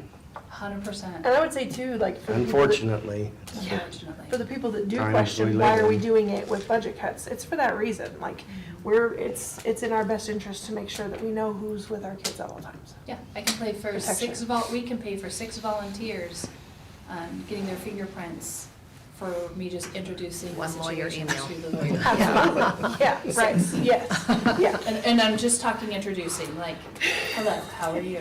That's how it Exactly, goes. yes. I don't want to get into a bunch of discussion on this, but do you think it'd be possible that we could have mass fingerprinting and have them come here?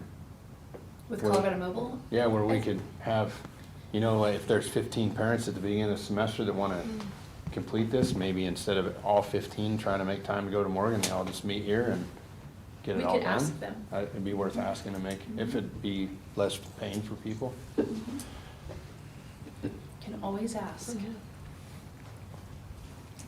We do want to have like a volunteer roundup, for lack of a better word, at the beginning of the year so that we can introduce this. So we talked at length about that and came up with a plan. What does that look like? And who is the assigned designated supervisor at each building who's going to communicate and make sure they do mandatory reporting, training, and so forth. So lots of conversations about implementation, still work to do on the implementation piece. For sure.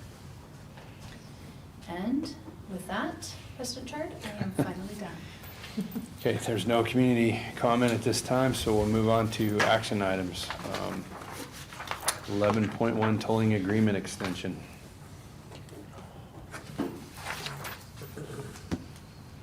Is there a motion for 11.1? I hereby move that the Brush School District RE2J Board of Education authorize the superintendent, Marcia Cody, to execute a second extension of tolling agreement with Selective Insurance of America through and including Friday, May 1st, 2026, or such additional time as she may deem necessary. All of the terms and conditions of the original tolling agreement are to remain unchanged. second. It's been moved and seconded that the Brush School District RE2J Board of Education authorize the superintendent, Marcia Cody, to execute a second extension of tolling agreement with Selective Insurance of America through and including Friday, May 1st, 2026, or such additional time as she may deem necessary. All other terms and conditions of the original tolling agreement are to remain unchanged.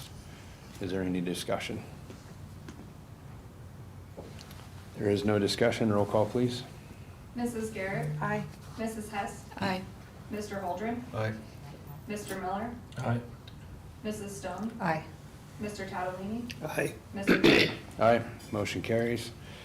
Next item of business, 11.2, owner's representative for TPS roof. I move to approve the proposal for NV5 as owner's representative for the TPS roof for $56,922. Second. It's been moved and seconded to approve the proposal for NV5 as owner's representative for the TPS roof for $56,922. Is there any discussion? There is no discussion. Roll call, please. Mrs. Garrett? Aye. Mrs. Hess? Aye. Mr. Holdren? Aye. Mr. Miller? Aye. Mrs. Stone? Aye. Mr. Tattelini? Aye. Mr. Chard? Aye, motion carries. Next item of business, 11.3, 2026-2027 Brush School District Academic Calendar. I move to approve the 2026-2027 Brush School District academic calendar as presented. Second. Been moved and seconded to approve the 2026-2027 Brush School District Academic Calendar as presented. Is there any discussion? There is no discussion. Roll call, please. Mrs. Garrett? Aye. Mrs. Hess? Aye. Mr. Holdren? Aye. Mr. Miller? Aye. Mrs. Stone? Aye. Mr. Tattelini? Aye. Mr. Chard? Aye.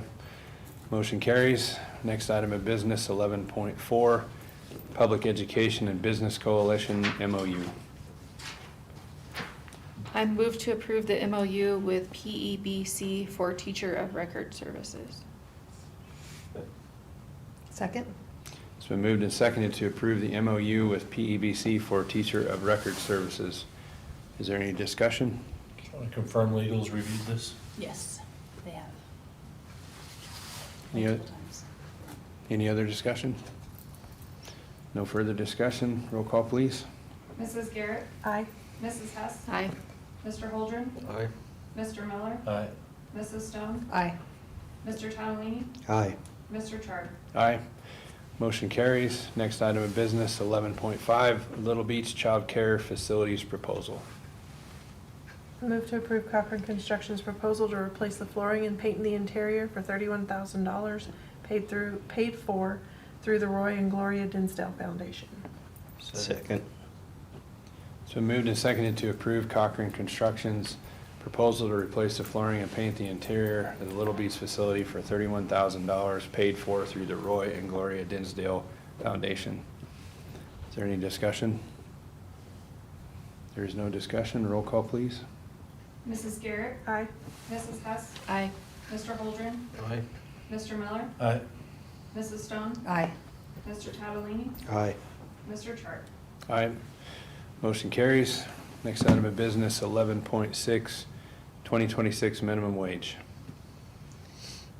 I move to adjust the minimum wage and salary schedules to align with the 2026 minimum wage of $15.16 an hour. Second. It's been moved and seconded to adjust the minimum wage and salary schedules to align with the 2026 minimum wage of $15.16 per hour.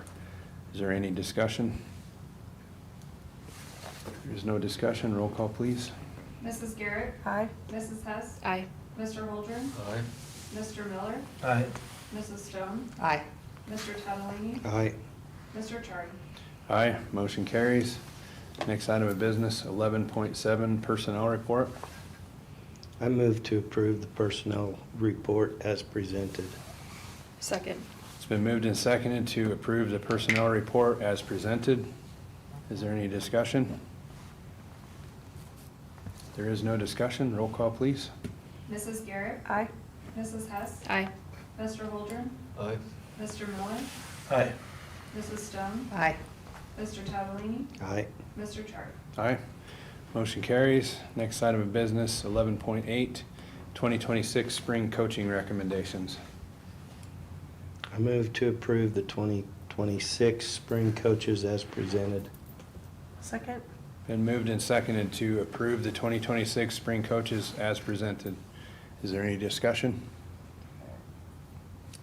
There is no discussion. Roll call, please. Mrs. Garrett, Aye. Mrs. Hess, Aye. Mr. Holdren, Aye. Mr. Miller, Aye. Mrs. Stone, Aye. Mr. Tadalini, Aye. Mr. Chart. Aye. Motion carries. Next item of business, 11.9, CDE audit repayment plan.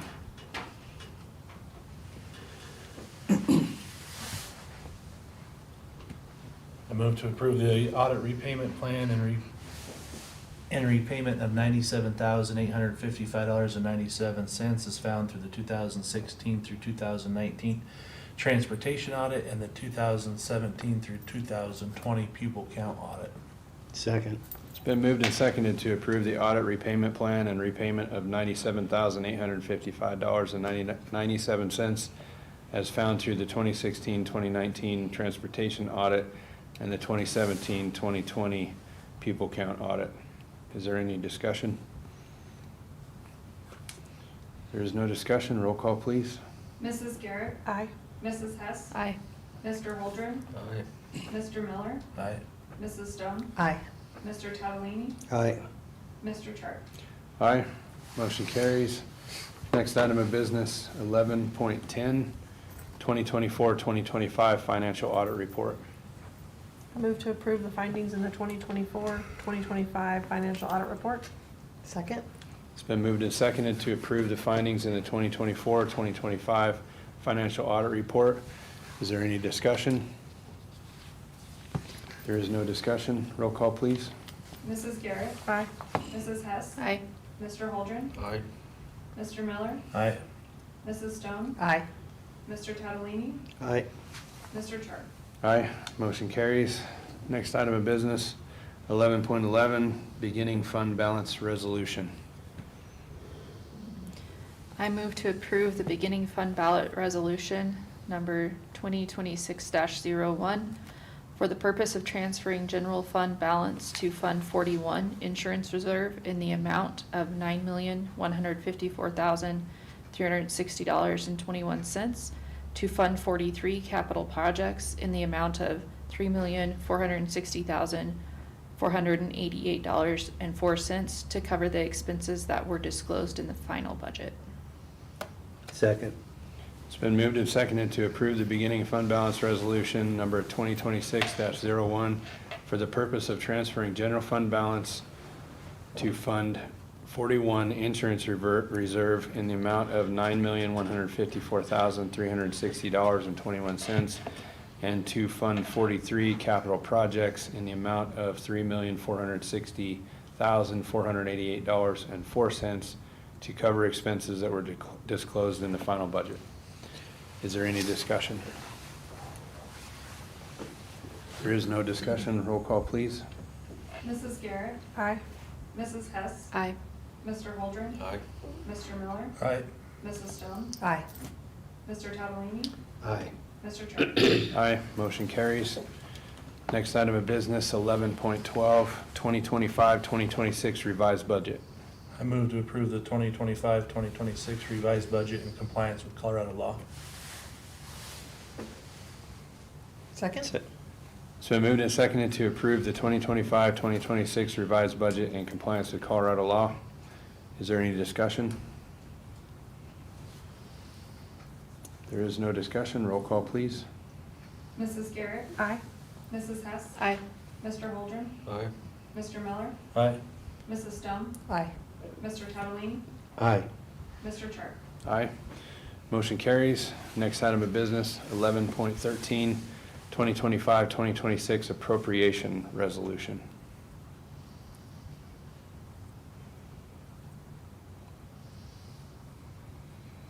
I move to approve the final appropriation resolution number 2026-02 for the 2025-2026 fiscal year, as is required by state law that Brush School District revise and approve a final appropriation resolution by January 31st, 2026. Second.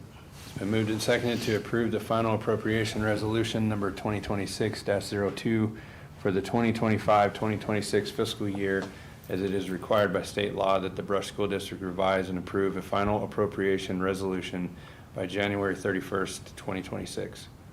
Is there any discussion? There is no discussion. Roll call, please. Mrs. Garrett, Aye. Mrs. Hess, Aye. Mr. Holdren, Aye.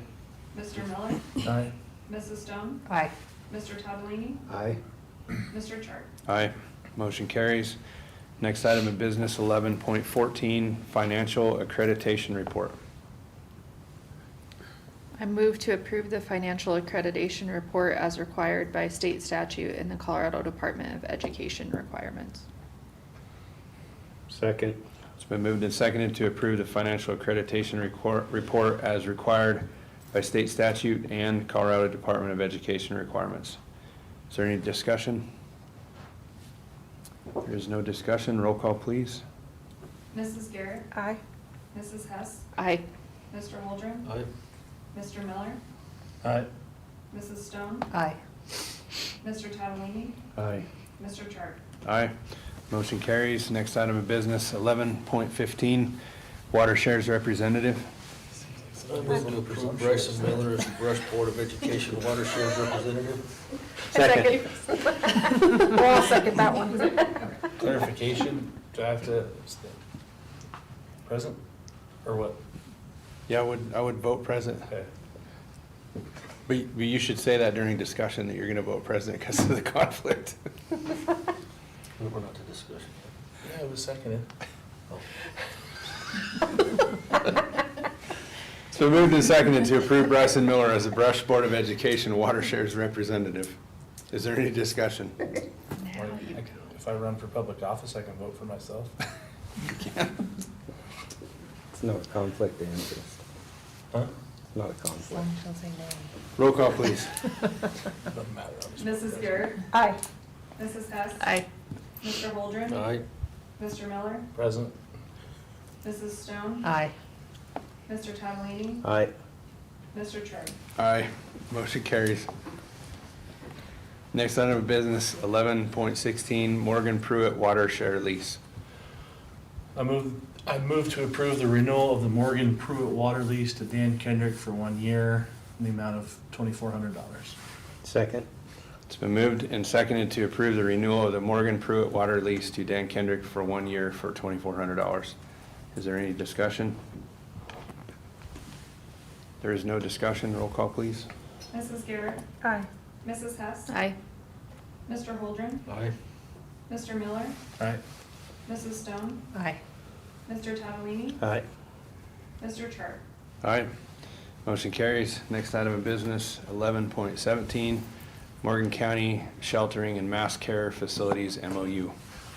Move to approve the MOU with Morgan County for sheltering and mass care facilities at the Morgan County Fairgrounds.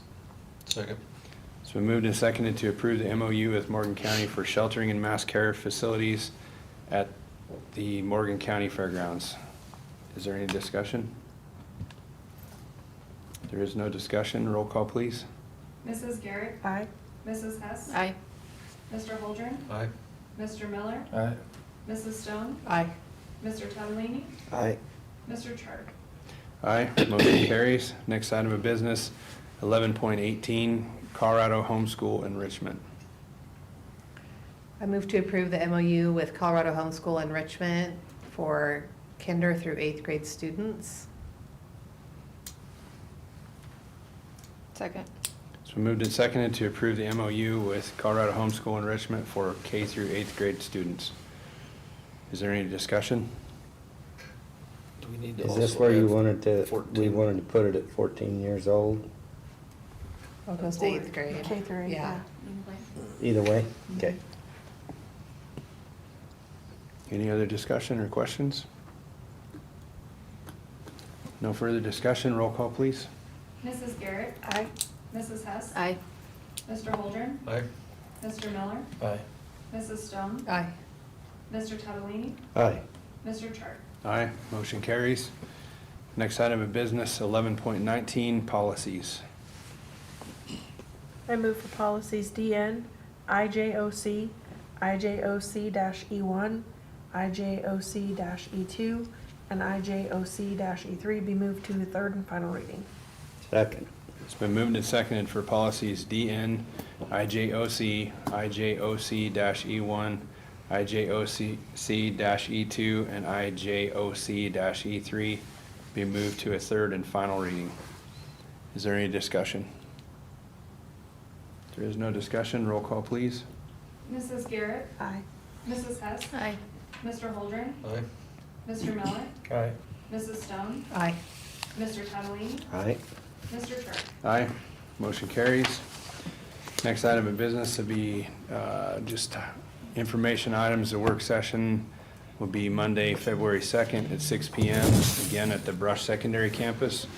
Will we enter through the cafeteria doors for that or through I'll the? let you know for sure. Okay. Because we're planning on the library, is that correct? Correct. Okay. So probably through the front I'm office door. going to guess the front, but I Okay. don't think the front. Okay. And then next regular board meeting would be February 23rd at 6 p.m. Mrs. Cody, do you have any clarifications on anything during the meeting?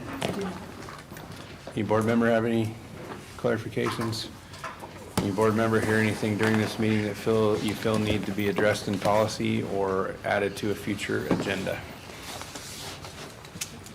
No further business. Meeting is adjourned.